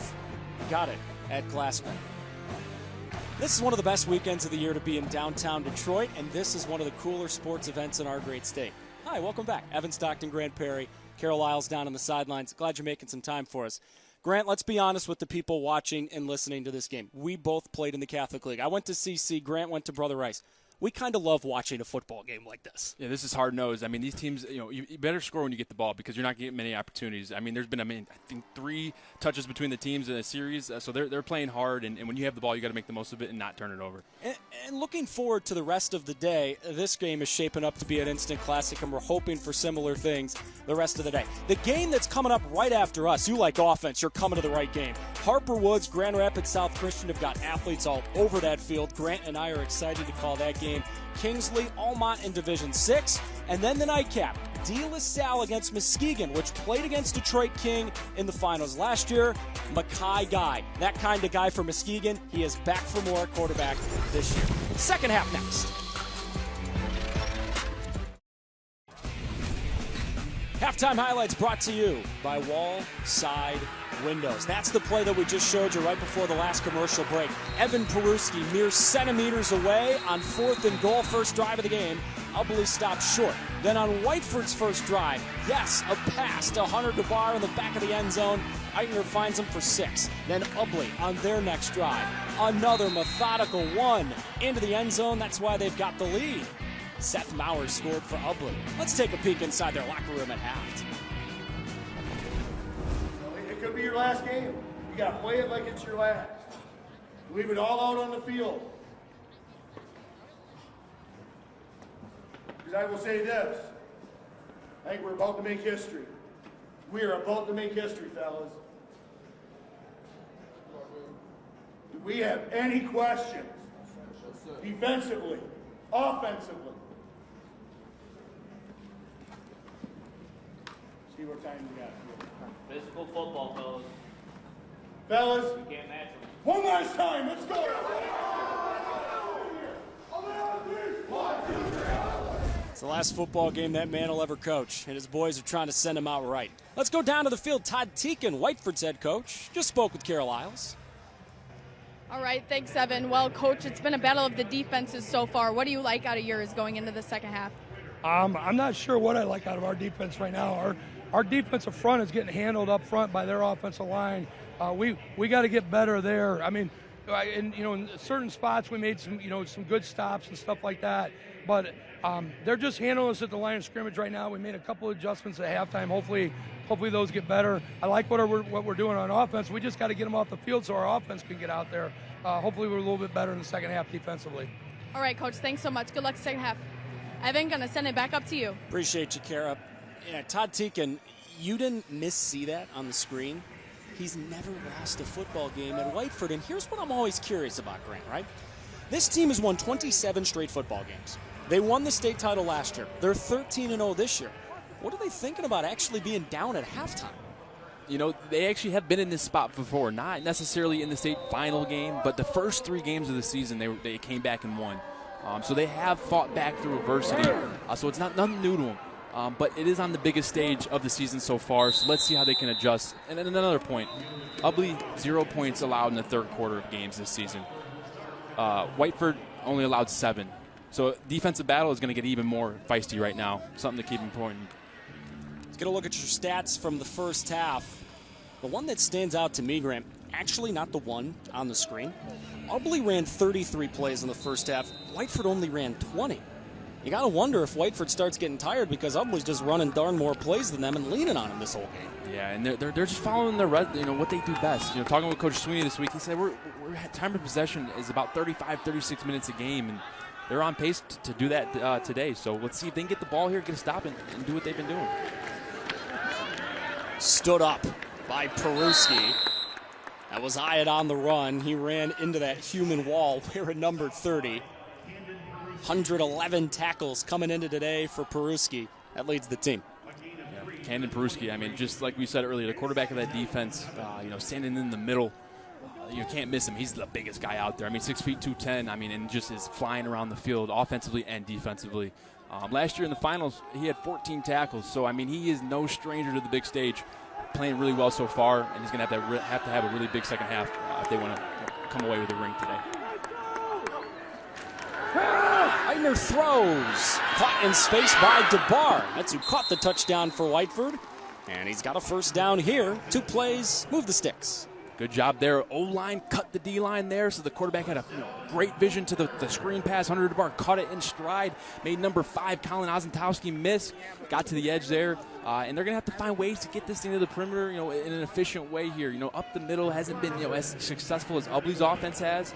But they do have a good passing game and quarterbacks and the athletes to facilitate and get balls on the perimeter. So good job there. Good play, picking up the first down. Give this time. Hunter DeBar. Nothing. Best defensive play of the game for Ubly. Evan Peruski leading the charge. And this is not the spot Watford wants to be in. Nope, they don't want to be in this spot, neither would Ubly. But really good job here. You're going to watch to the left end there. Luke Volmarin holds it down. It takes up 3 blocks, and that allows number 10, Evan Peruski, to pursue to the football. And then number 5, Colin Ozentowski, gets back into the play. Missed the tackle last time, but also sets the edge from the corner position. So it starts with Luke Volmarin holding down the edge, taking up 3 blocks. Evan Peruski comes in, flies in pursuits, and then Colin Ozentowski does a fantastic job of keeping it inside out. Quick drop for Eitner. All the time in the world. Incomplete. Through Hunter DeBar's hands. Peruski was on him in coverage, and then he picked him up off the turf. You love to see it there. And it's kind of their formula. When they need a big play down the middle of the field, they're going to send number 2, Ryan Riddy, down the middle of the field. But then they're going to run a post behind it with Hunter DeBar, trying to get the safeties to step up and take number 2. Number 4 tries to sneak in. Hunter DeBar, ball's right on his hands. That's the one you want him to bring in. And you can see the frustration there, understanding that he's made those plays his whole career. The biggest stage right now, needs it the most. Expect him to make up for that one. He's a guy that they count on a lot in the pass game and makes a lot of plays for this Whiteford offense. In this playbook, there's not a ton of plays for 3rd and 15, but they actually want a little noise from the home crowd. Play fake for Eitner. Trey throwing, incomplete. There's the flag. They were looking for Mazarin, the best receiver in school history, and I think Evan Peruski got a little handsy.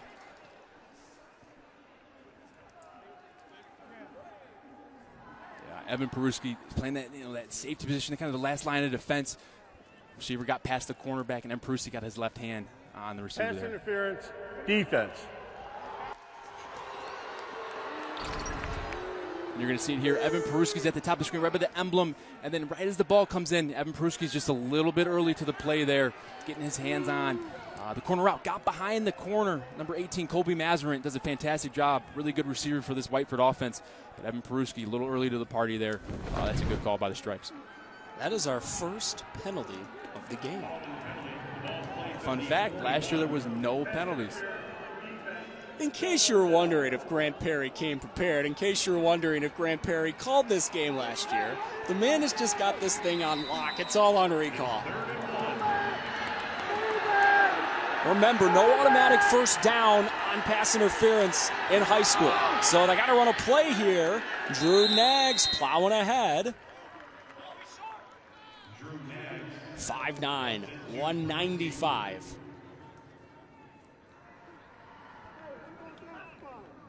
I don't know if they got it. Let's check it out here. Drew Naggs at the fullback position. The fullback dive, just riding the wave, get on top of your O-lineman. O-lineman they get a great push. They win that line of scrimmage battle right there. And it looks like the refs are going to give it to him first down. And Drew Naggs, he's no stranger to getting the ball. He's had a fantastic career for this offense. That's going on 315-plus carries for him in his career. So he'll get the first down here and there when you give him the number. I guess that was Whiteford's version of the Hurts-Tush push. They'll run it left here, more conventional. It's been carrying the rock a lot today. Gained a couple of more yards.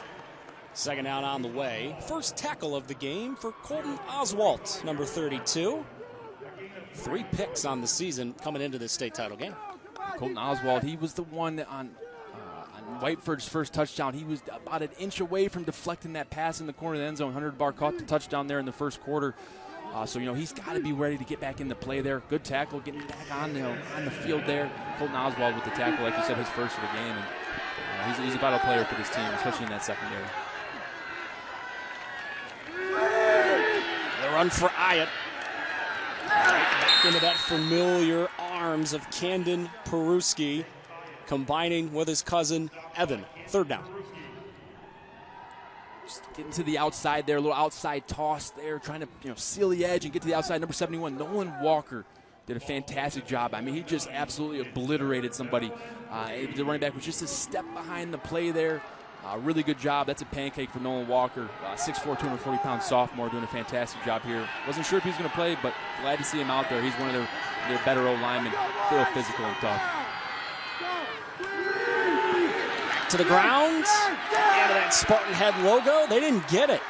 Whiteford had been outstanding on third downs, 5 of 6 before that one. Now you got to make a decision. Another tackle for Skylar Smith. They're try to get in between the tackles here. You're going to see them just hand the ball off. It's a toss, but he cuts it up inside there. You got 2 blockers at the point of attack. They get a block on Caden Peruski, and then Ryan Learman comes in and makes sure he doesn't get any more yards. Number 20 does a fantastic job. Skylar Smith with the wrap-up. Number 55, and then number 20 comes in with the cleanup, Ryan Learman.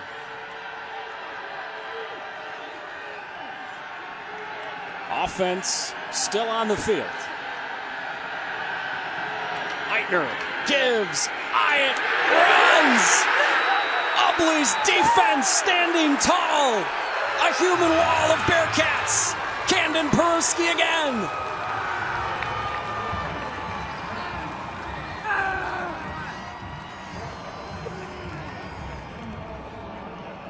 Now, I want you to take a look here. Camden Peruski right here. He's right at the line of scrimmage. Boy, is he ready to go here. Watch the play. Look at him track the fullback there and go and just make a powerful hit. He drove his feet. Once he saw that ball declare, he stepped right up into the hole. And that's a guy you don't want to meet in the hole, man. 6 feet, 210 pounds. The senior Camden Peruski, former offensive lineman, defensive lineman, playing linebacker and running back this year, comes up huge. And that could be a big play there for the rest of this game there.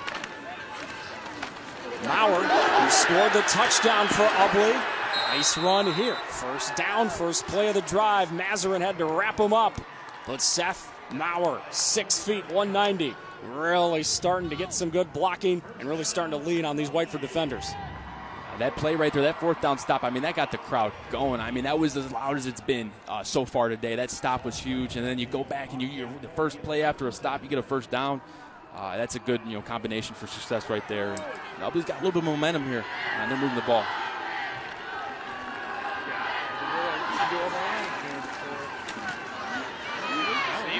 Peruski after the run to gain a first down on the first play of the drive. A few more there. Check it, that was Luke Valmieri on the carry. Stepan Mazarin the tackle. Cool story there. So we've talked about Colby Mazarin, 18 in blue. Stepan Mazarin, number 23, on a team where there's a lot of brothers and a lot of twins. Stepan is not actually Colby's twin, but they're the same age, and Stepan, 23, was adopted from Russia in the 5th grade, so they act like they're twins. Maurer again, cutting it up, getting across the 35. They'll mark him right near the 33. Another tackle for Jake Hyatt. Third down for Ubly coming up. That's a good play there by Colby Mazarin. That play had a lot of, it looked like it could have got to the edge there. The kick-out blockers got to the edge. They blocked out Mason DeBar, cut it up inside, and Colby Mazarin with a good tackle here, making it a third down and 3. Ubly's been in these situations a lot. They're just winning the line of scrimmage right now to this point. They're out physically, that's not a word, but they're doing their best here on the line of scrimmage. I'd expect Ubly to get back to one of these backs, like Seth Maurer, to get this first down. There's Camden Peruski. Oh my goodness, what an open field tackle to stop him. Colby Mazarin chopped out his legs, and it's 4th down. Colby Mazarin's playing really good ball right now. He's playing that safety position, but in this kind of defense, especially going against this offense, those safeties are going to be playing about 8-7 yards. They're essentially another linebacker, just playing right behind the linebacker. And as soon as they see that ball declare, they're going to trigger. Colby Mazarin's flying into the tackle there, and he has no fear. Ubly going for it again on 4th down. Not many to gain. They got plenty. Luke Valmieri up to the 25. Keep that drive alive for Ubly. Just when you think, Whiteford might have an opportunity to get a stop, these big backs, Luke Valmieri, 5'11", 180. He's running like he's 6'2", 230. And then Camden Peruski's doing a fantastic job as well, along with Seth Maurer. These guys are, talking with Coach Teakin this week, asked him, what do you think of Ubly versus last year to this year? And he said, man, their running game is really good. It's gotten better. And I can see what he's saying now, man. These guys are running physical. They're running hard, and they're getting downhill. Valmieri again. Just gained the first down. A few more yards into the back pocket, diving across the 20 to the 18-yard line. Ubly received about as high a praise as you can get from Whiteford's coaching staff, specifically Whiteford's head coach, Todd Teakin, called these bunch of boys blocking here the best football team he's ever seen at this level. Pay attention to that middle fullback I just underlined here. Watch him get this kick-out block. One block, then he just gets to the edge there. Really good job. These running backs do a fantastic job of reading their blocks. If the guy kicks out, they're going to cut up. If the guy seals them in, they're going to get outside. Really good job here. For another first down. Grant, you're making such great points here, and I'm sure a lot of folks are watching this ball game at home going, okay, how complicated can this be? All they're doing is running the ball. There's so many moving parts to an offense like this. There is, and you got to know the points, and the center gets up to the line of scrimmage, and he points out the middle backer, and the middle backer is the point, and from there they go with the point count. So then you got to block it, and the +1 from the middle backer, and then there's a lot. The tight end's got to then block down to get to the second level. There's a lot of levels to this, and especially if you block the wrong guy, there's a guy running free, and right now they're not missing many blocks. Maurer left. Dips those shoulders back inside the 15-yard line. Second down coming up. And just from experience there, I've been on plays there at Michigan where I am lined up in a tight bunch, and I go to block the wrong guy on like a toss sweep. And I remember, bright as day here, Graham Glasgow would come around. What are you doing? You're blocking the wrong guy. Get on your guy. You got the +1. So I learned my lesson early on. Don't block the wrong guy. Those linemen want to block the guys that they have planned and pointed. So they don't, got to block the right guys in order to have the play, have success and work. And now you know the rest of the story.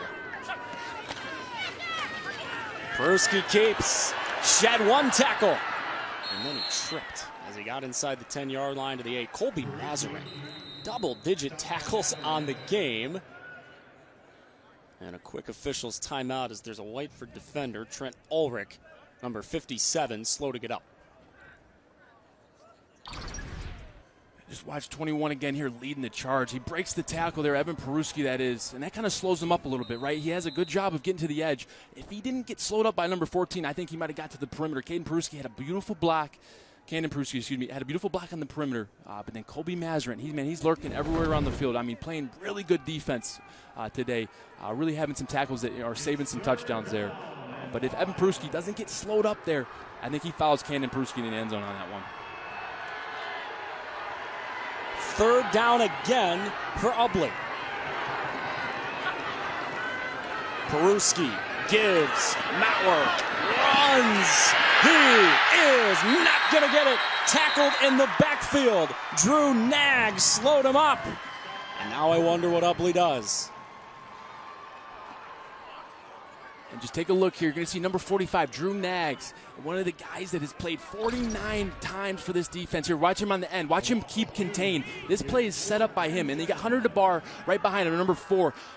Drew Naggs sets the edge, and Hunter DeBar then sets the next edge that comes outside of that, and then the team flies to the ball. This team rallies well. Really good job there. Luke Fulmering was trying to get to the edge to protect it, but Drew Naggs had the edge and contained it. Ubly going for it again. Peruski rolling, looking, throwing, touchdown! Ryan Learman coming into today had caught 3 passes all season. That is his second catch of this game, his second touchdown of the year, and Ubly scores again. And Evan Peruski has been doing a fantastic job. He's been throwing on the run here. Watch number 20 here. He's going to be coming across your screen. It's going to be a roll pass. He's going to be coming through the line of scrimmage there. He's kind of the second leaker. Sorry, he was on the other side of the line of scrimmage there. He's the second option. The first option came from the backside, and then Ryan Learman just does a little bit of an in, and then he's the second option there. Ryan Learman with 2 catches today, doing a fantastic job, taking the lead there with that score. And Evan Peruski, man, he can throw on the left, on the run with his left hand, hitting all the throws right now, looking good. And that's a huge score there for Ubly. These boys have been methodical all day long. Eric Sweeney's coaching the last football game of his life. Heck yeah, he's fired up. Evan Peruski going for broke again. Ryan Learman into the end zone. That's 14 unanswered for the Ubly Bearcats.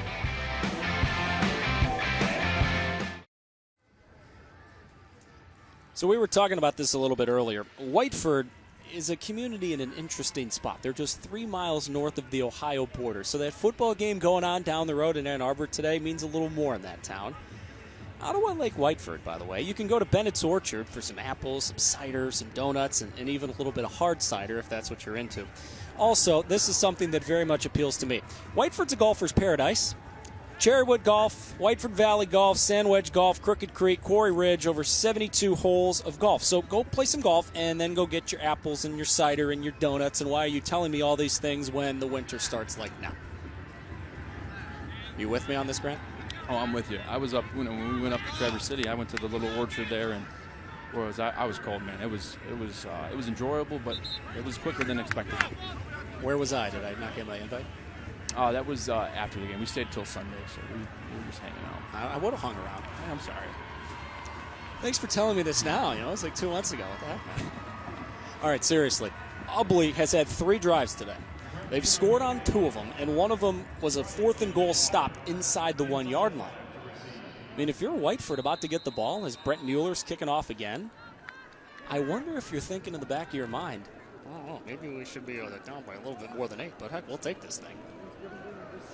Mueller's kicked every single one into the end zone for Ubly. He made a 54-yard field goal last week. If you don't believe me, just look at the guy bombing into the end zone every time. Pretty fun to watch. Now a message from the Southeast Michigan Ford dealers. Now with Holiday Cash, returning AZ Plan Escape lessees can lease an Escape for $239 a month for 24 months. See your Southeast Michigan Ford dealer today. All right, Grant. Whiteford back on the field. 2:14 to go in the third quarter. And let's just be honest about it. With the offenses that both these teams run, the game gets squeezed. The clock moves real quick. This feels like a really important drive for Whiteford. And it is. if you're a coach, you're Coach Teakin, you're definitely counting how many possessions you have here. The time of possession game is in Ubly's favor right now. So you got to score fast and score quick here. Incorporate the run game, but also set up the play action. I don't think Coach Teakin liked that. That's why he just called the timeout. Which, by the way, when you're down in a state title game, burning a timeout in the third quarter, that's real important. Yeah, real important. Especially, too, with the challenge rules and all that. You need your timeouts to call challenges there. So Whiteford burns a timeout, and Coach Todd Teakin, who replaced Jason Mency, who was an awesome head coach for Whiteford, 10 years, won a state title.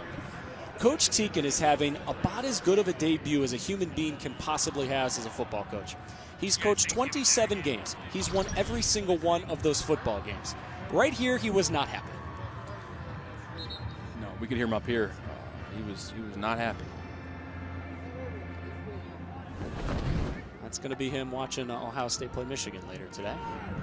Admitted Buckeye fan. We'll save our true thoughts on that for when we're not on live television. Running back to quarterback for Whiteford, dropping back and slinging it. Down the field, incomplete. Mazarin was trying to track that ball in the air, Grant, and it was behind him the whole time. Yeah. Quarterback there, Ryan Reddy, threw one out there for him, but definitely just left it outside. Mazarin had a step there on the cornerback. That was on Colton Oswald there. Had a step, so that ball was right over his outside shoulder with about 2 yards from the sideline. He could have been in stride running there, but Ryan Reddy there just put it out of bounds there. Got to give him an opportunity. And Colby Mazarin, man, he can get open. So if you can find a way to get him the ball in space, they can find ways to get chunk plays here, but can't get behind schedule here on this drive. They're rolling Ruddy. Ryan throws. It's caught by Colby Mazarin. Right near the sticks. First down. Colby's having the greatest season a receiver has ever had at Whiteford. 13 receiving touchdowns. Yeah, which is a record, along with the catches he has, 43 coming into this game. You see Colby Mazarin right here. He's just going to run a comeback route. Watch this. Boom, boom, boom. Sell the fade, come back, put your feet in the ground, get negative. And number 5 there, Colin Ozentowski had no chance there. Put the feet in the ground, poke out to the sideline. Good throw, good catch. It's pretty hard to guard. They pitch it to Hunter DeBar.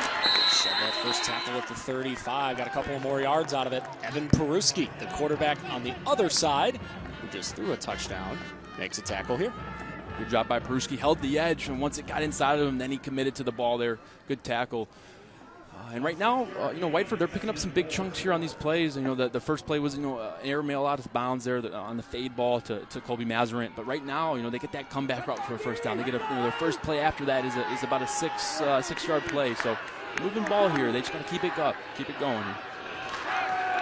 Quick throw, caught again, Colby Mazarin. Getting him active in this drive. Whiteford throwing the football consistently for the first time today. It's working out, a couple of first downs. And it's getting physical down there. Colby Mazarin caught that ball but paid the price, man. Those guys on Ubly's defense are flying around. Seth Maurer in on that tackle, number 30. But really good job here. They run a hitch with the flat route, right? Number 30 is reacting to the flat. That opens up the window for Colby Mazarin to sit down. And Colby Mazarin's quick, man. He gets in and out of those breaks, steps down, and then the cornerback reacts just a tad late, and that ball's already on him. You got a really good chemistry there between Ryan Ruddy and Colby Mazarin. So they're playing good ball right now. They're moving the ball here. They just got to keep it going here and try to get this thing into scoring territory.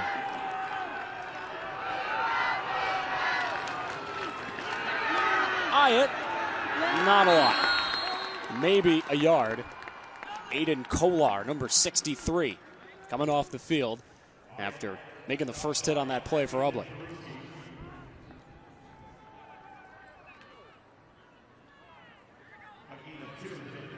Let's see if Whiteford snaps it one more time in the third quarter.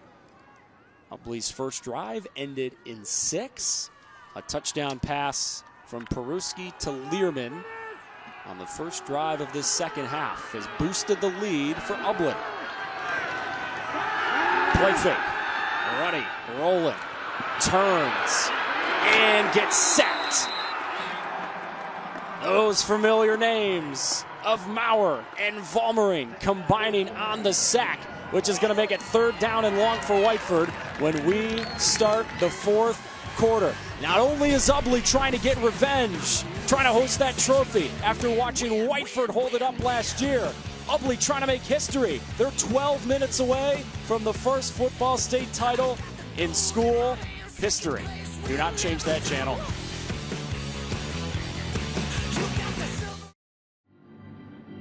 Welcome back, everybody, to Ford Field. Well, the family ties run pretty deep here at Ubly. There are 5 members of this team that are all related, and we've been calling their names pretty frequently so far today. It starts off with quarterback Evan Peruski, and then he is cousins with Camden Peruski, who is a running back. Also running back Seth Maurer, and actually Seth's younger brother Cole Maurer was brought up from the JV to be able to play here today. And that 5th member is Weston Bumba, who plays guard here. And just being down here on the sidelines, you guys, you can tell that they stem this chemistry. I mean, they are always together, and being able to play your senior year, Seth, Camden, and Evan all together here at Ford Field, just a great experience for the community, but for this Peruski family as well, you guys. Hey, Kara, so my favorite thing about that is we knew we were going to talk about this. So when we spoke to head coach for Ubly, Eric Sweeney, earlier in the week about, okay, how many Peruskis are there? Who's related? He went, I don't know, man. There's a lot of Peruskis in Ubly. I can't keep track. Switch at quarterback. Trey Eitner is back in for Whiteford. Pressure coming. He gets it away, and it's high. The man who was playing quarterback to end the 3rd quarter, Ryan Ruddy, was on the route, and they missed him. That means it's 4th down. When you're sitting at that 3rd and long here in these situations, in this type of game, with these 2 types of teams, you make yourself a little bit predictable here. You know you need to pick up the 1st down, and the run game hasn't been picking up 10, 12 yards a pop. So you got to assume that they're going to go to the pass. Ubly was ready. They ran 4 verts there, and Ubly had it all covered. Trey Eitner made a good decision on trying to get a guy the ball, but made a throw where only his guy could get it, and no one else. So they live to see another down here, but they are sitting here with a 4th and 11. Last time Mason DeBar snapped it back to the punter, Mazarin, it was a high snap. They got to get it off quick here. The play clock, they just got it off with 1. I think that punt was blocked. I got a little piece of it. It checked back up. Mitchell Foot on the rush. I think he got a piece of that one. Yeah, and Mitchell Foot has been a problem in the backfield, both when he's on defense and when he's on special teams. Big number 76, all 270 pounds of him. Big at any division level of Michigan high school football. Look at him. Push that dude back and get a piece. A couple of guys are in there. Lovely ball after this.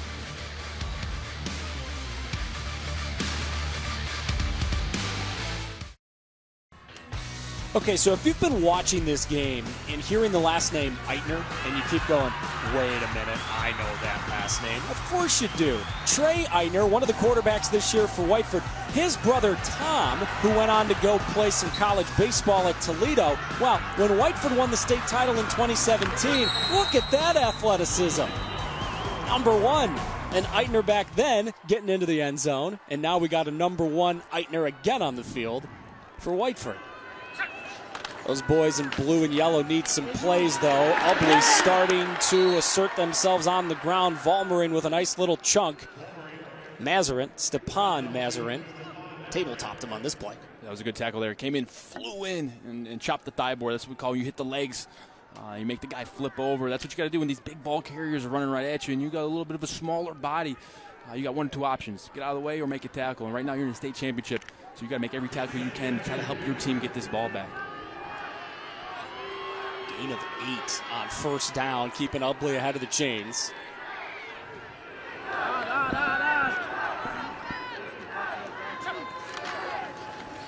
Back to Valmerin. Not as much this time. Initial spot, he's a half-yard shy. And that looked like it had the potential to have, get a few more yards there, but really good job by that D-line of, just holding on their blocks and then slipping off and making a tackle there, not letting it get to the 2nd level, keeping this within the same downs here, so we're facing the 3rd down and short. But, like we said, 78% on 3rd down coming into this game for Ubly. Statistics say anything, so they're probably going to pick this up when one of these big ball carriers here. Who gets the rock on this big 3rd down? Maurer. Good decision. Seth Maurer has a touchdown today for Ubly.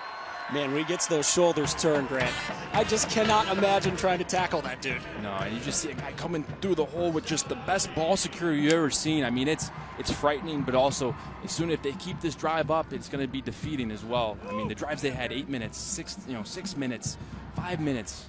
You know, they've had some really good drives here, and they can have another one right here to really kind of put them in the driver's seat here and take away Whiteford's chances of coming back. It is a combo of 30, Maurer, who's 6 feet 190, and 21, Peruski, 6 feet 210. Just carrying the load all day. On cue, here's Camden Peruski, 6 feet 210, a lineman last year, a running back this year, and Ubly's starting to rip him off. That's another gain of 12. Really good job here. He's just going to be in the middle right here, the fullback. They call that the fullback position because they're the lead blocker, but also you can hit the halfback dive. The fullback dive. ASAP does a good job of getting the ball, getting north and south. That's one of the better plays they've had with the fullback dive there, getting north and south. I mean, he was on the safety within a few steps there. Defense wasn't ready for it. They've been going outside. They go inside there, pick up a good gain.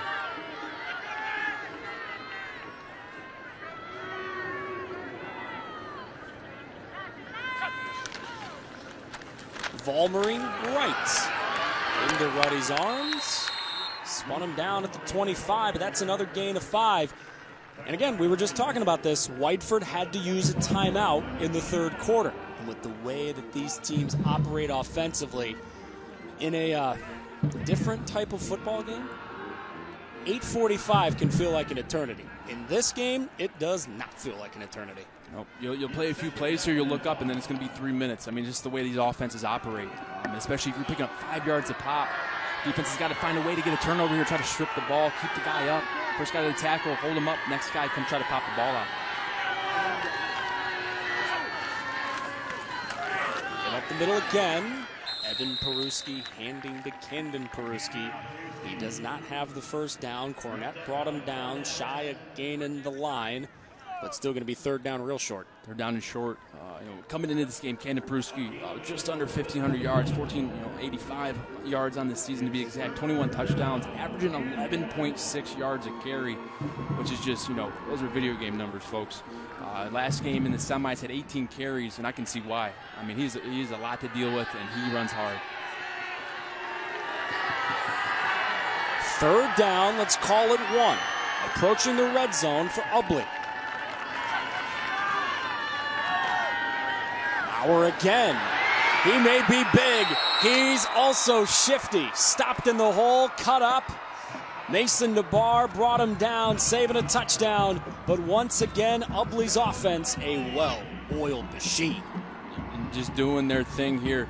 You can see number 30 in the white here on this side, but also pay attention to number 14 here. Watch this seal block. Watch him pin the end in, and then it's just free running on the edge. Camden Peruski with the pancake on Jake Hyatt, and then they're just letting Seth Maurer do his thing. I mean, the blocking is on point. Everyone's doing their job. I mean, Brett Mueller in his off time, he's kicking field goals 54 yards, and then next thing you know, he's sealing the end, sealing Drew Nags. Really good job here, and this drive is defeating if you're Whiteford right now. Another run. Maurer inside the 5. Keep this in the back of your mind. There is a drive today for Ubly where they went for it on a 4th and goal and got stopped inside the 1.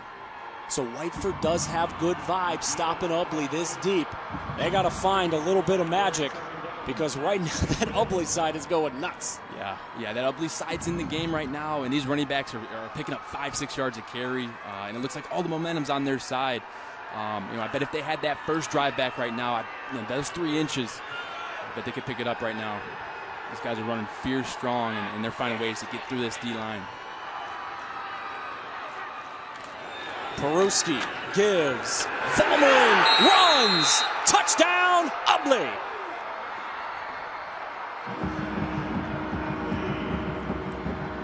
The Ubly Bearcats are 6 minutes and 13 seconds away from history.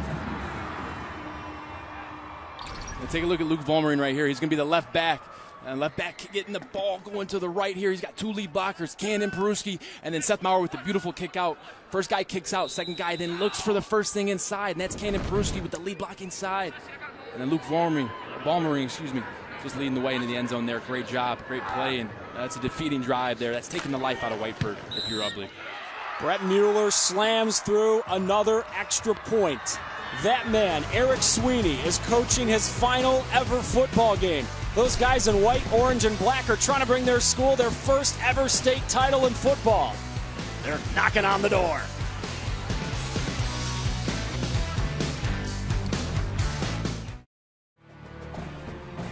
This special presentation of the MHSAA Football Finals on Bally Sports Detroit brought to you by Trinity Health. We see all of you.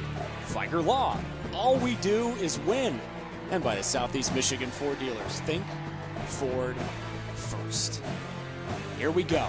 Ubly up 21-6. They've ripped off 21 straight points in this game.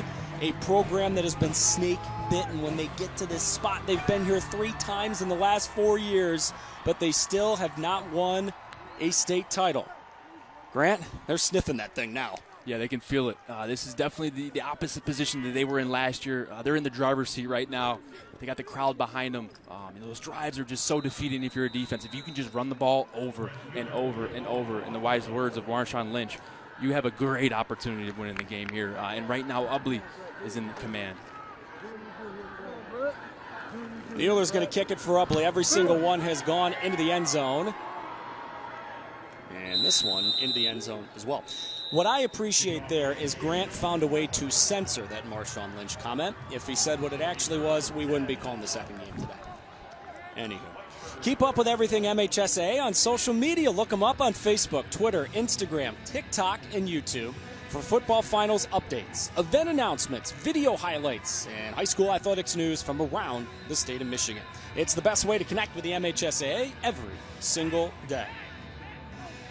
Grant, we got to keep an eye on here. Who does Whiteford bring out at quarterback? They've been running that 2-quarterback system all day, all season. Trey Eitner, the freshman, is the one leading the boys on the field. Yeah, and it makes sense. He's more of the pocket passer. He's got a little bit of a natural throwing motion there. Definitely has more yards on the season. 15 touchdowns to 3 interceptions coming in today. Are you going to trust him to throw this ball at all? There you go. Gorgeous pass. Colby Mazerit makes the catch across the 30-yard line. First down, Whiteford. And because they don't have the full complement of timeouts, you'd think they're going tempo here. Yeah, they're going to go full, hurry up tempo here, especially with the time left and the score differential here. Great throw. Put it on a needle between the low defender there, the flat defender. A little high or low read there. Good completion. Eitner to throw again, incomplete. Oh my goodness, if Oswald catches that thing, there's nothing but green turf in front of him, and Colton knows it. Yeah, and he read that like a book. I mean, he drove on the ball, and he was the first guy there. Really good job here. Look at him. He's almost ready to run in the end zone.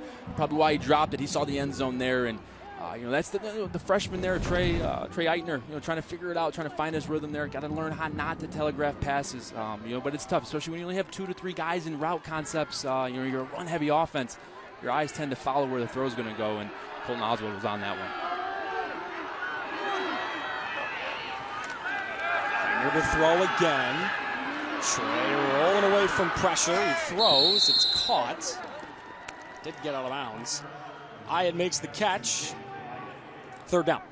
Down there, and the guy chasing him, Austin Gentner, another vocal leader on this defense and on this team. Him and Mitchell Foote, 65, Austin Gentner, 76. Mitchell Foote are the 2 main captains. Those guys are the vocal leaders there. They get everyone going. They're also the 2 bad guys on the D-line, 6'2", 195 in Austin and 6'3", 270 in Mitchell. Those guys cause havoc. They're trying to get to that quarterback anytime they can.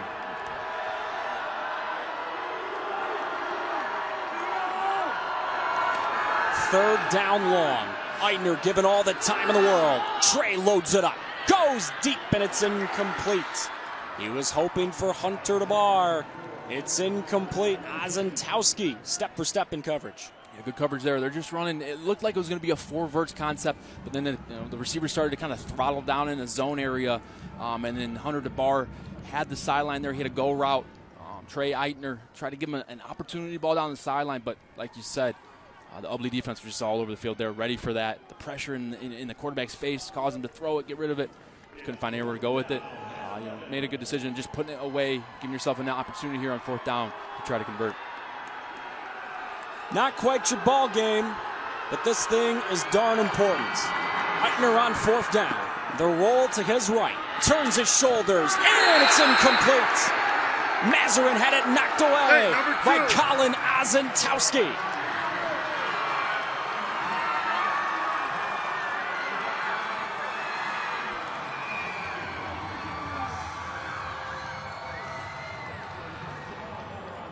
It's not over yet, but that sideline is starting to realize what they are on the precipice of. Doing something no group of boys have ever done in the school's history. Ubly, 5.5 away from a football state championship for the first time ever.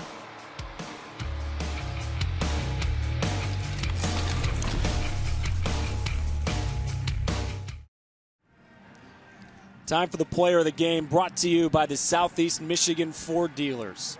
Ubly on the ground today, 50 runs, 260 yards, and a couple of scores, 5 yards a pop. Most of those yards have come from big number 30. Seth Maurer is a human wrecking ball today, Grant Perry.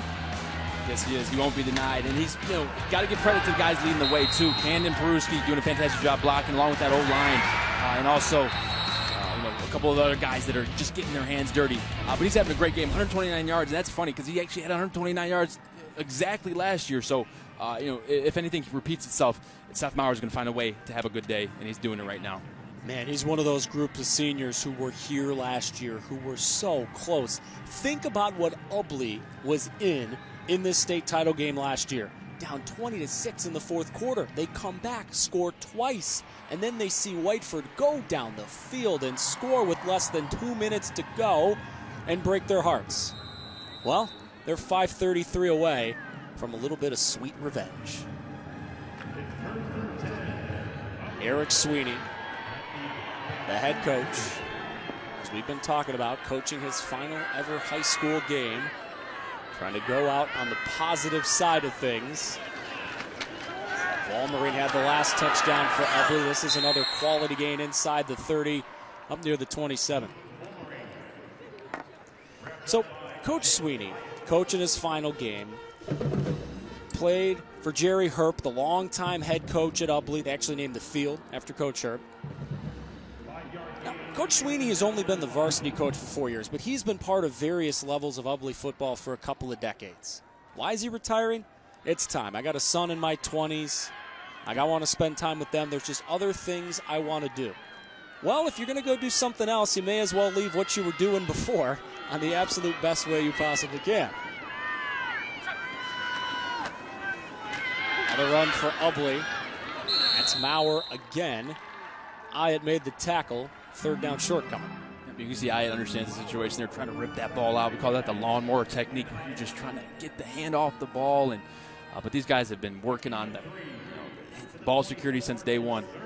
Talking with Coach Sweeney, he said, we work on that about 15 minutes every day at practice for at least the first month of practice of the season. So those guys, man, they got great ball security. And they run hard, so it's going to be tough to get that ball out here if you're Whiteford. But Coach Teakin said these guys don't quit, so I imagine they'll keep fighting as hard as they can. Got to get just inside the 22. Maurer, awfully close. They gave him the spot, leaned ahead, got the first down.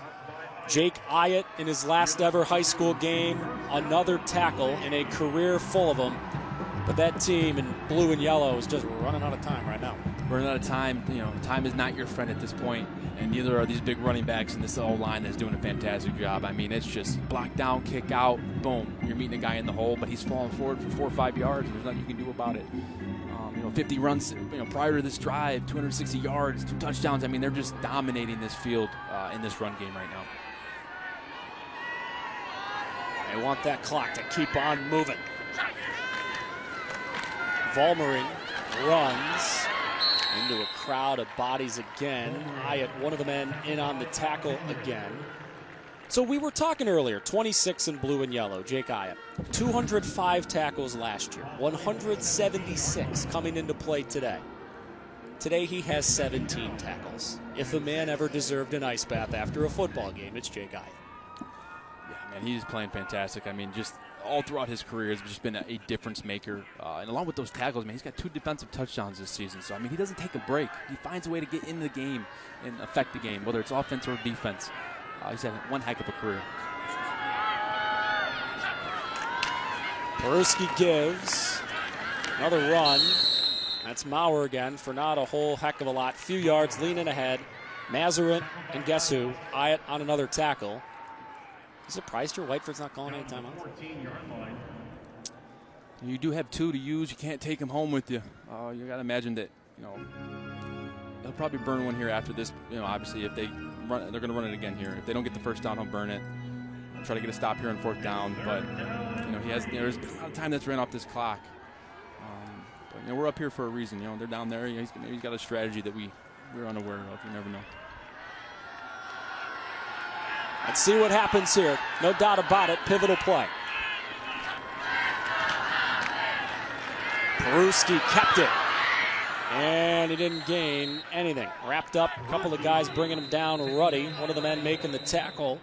Ulrich there as well, 57. And Whiteford will burn one of those timeouts. That was a great open field tackle there by Ryan Ruddy. Came in a little fast, but wrapped him up. Had just enough momentum there to bring him down. Good tackle there on 3rd down. Are you looking for a score, schedule, or story? MHSAA.com has you covered with everything you need to follow high school sports in Michigan. Works great on mobile devices, makes tournament info even easier to find, and you can get feature stories, finals recaps right now on the front page. Check out MHSAA.com today. I think I speak for Grant. I think I speak for Kara. I think I speak for everyone working the high school football finals this weekend. If MHSAA.com did not exist, I just don't know if we could do this job. Right on, brother. What do you think Coach Teakin's telling them in the huddle right now? Just don't give up, It doesn't matter what the score is. Doesn't matter what the situation is. I mean, you got to fight, especially for these seniors. This is the seniors' last time going out there, and it's a legendary group of seniors over there on the Whiteford side. I mean, the statistics and the amount of games that they've started in and the records that they've broken, it's really, it's culture changing. So you got to just fight for each other right now and, try to get a stop here and do what you can to keep it going and never give up. 4th down, Ubly's going to go for it. They are 3 for 4 on 4th downs today.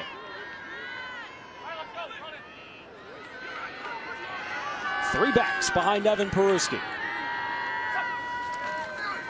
Give up the middle. Camden Peruski has got it.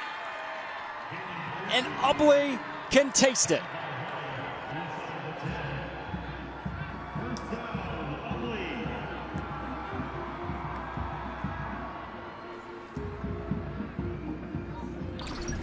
Putting the icing on the cake here, giving it to your big back. It's a little bit of a dive, but he steps outside. Camden Peruski, that is. Really good job of understanding, going north and south, getting those backers to step up into the hole. And once they step up into the holes that are plugged, go to the holes that aren't. Steps outside and just picks up just enough. And it's kind of been the theme here in the second half. They just had enough. They get enough. And these fullbacks and these running backs are doing a great job of finding the open areas and getting these plays to convert these downs here. These are the moments when it sinks in. All those months, all those hours, all those minutes were worth it. And in the last football game he'll ever coach, Eric Sweeney is going out as a living legend at Ubly High. Yeah, he won't have to buy a meal around Ubly for a while, that's for sure. And we asked him, "Are you going to take it in, win or loss?" And, he was a little hesitant to say it, but he said, "I'm going to shed some tears probably, win or lose." And boy, those are going to be some happy tears today. I'll tell you that much. There are those tears. They have been waiting a lifetime in Ubly, Michigan for this. Score one for the thumb.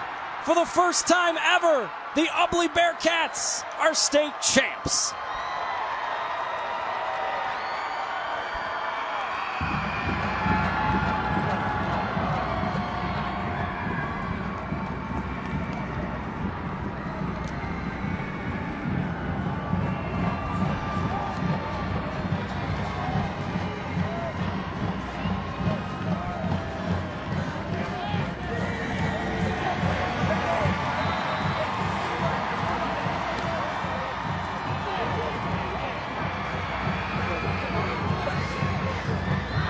Time for Menard's big money moment.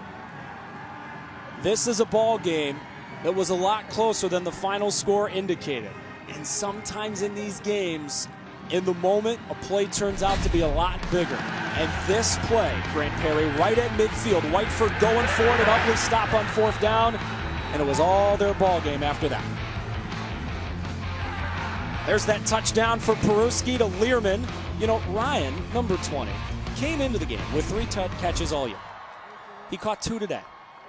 And arguably the biggest touchdown in the history of Ubly High.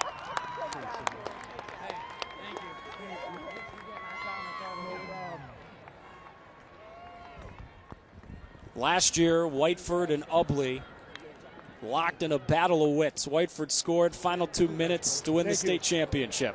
Good job, guys. Ubly gets their sweet revenge.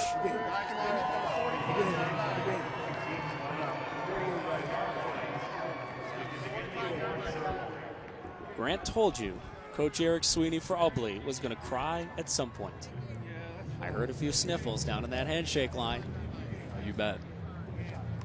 What a day for that man's offense.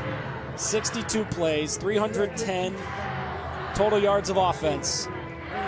Pretty much every single one on the ground. A masterpiece to give that well-deserving town and community their first ever state championship. Ubly beats Whiteford 21-6. Ubly scored the last 21 and they're state champs for the first time. Coming up next, the Division IV state final. That's going to be a good one. Grand Rapids South Christian and Harper Woods. Kara, Grant, and I are back on the call.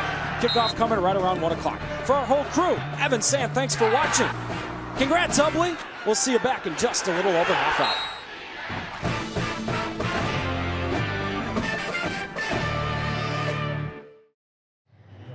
All right, Seth. Well, after last year, you know, you guys came up a little bit short, but not today. What's going through your mind right now? It just, I can't even explain it in words. It's just an amazing feeling to be able to come back-to-back years and get it back on the team that beat us last year. You seem like you were the go-to guy today. What was working for you out there offensively? Just my blockers. You know, I love them all like family. They block for me, so I have to run hard for them. All right, well, Seth, you're a state champion. How do you feel right now? It's an amazing feeling, that's for sure. All right, thanks so much. Go celebrate. Thank you.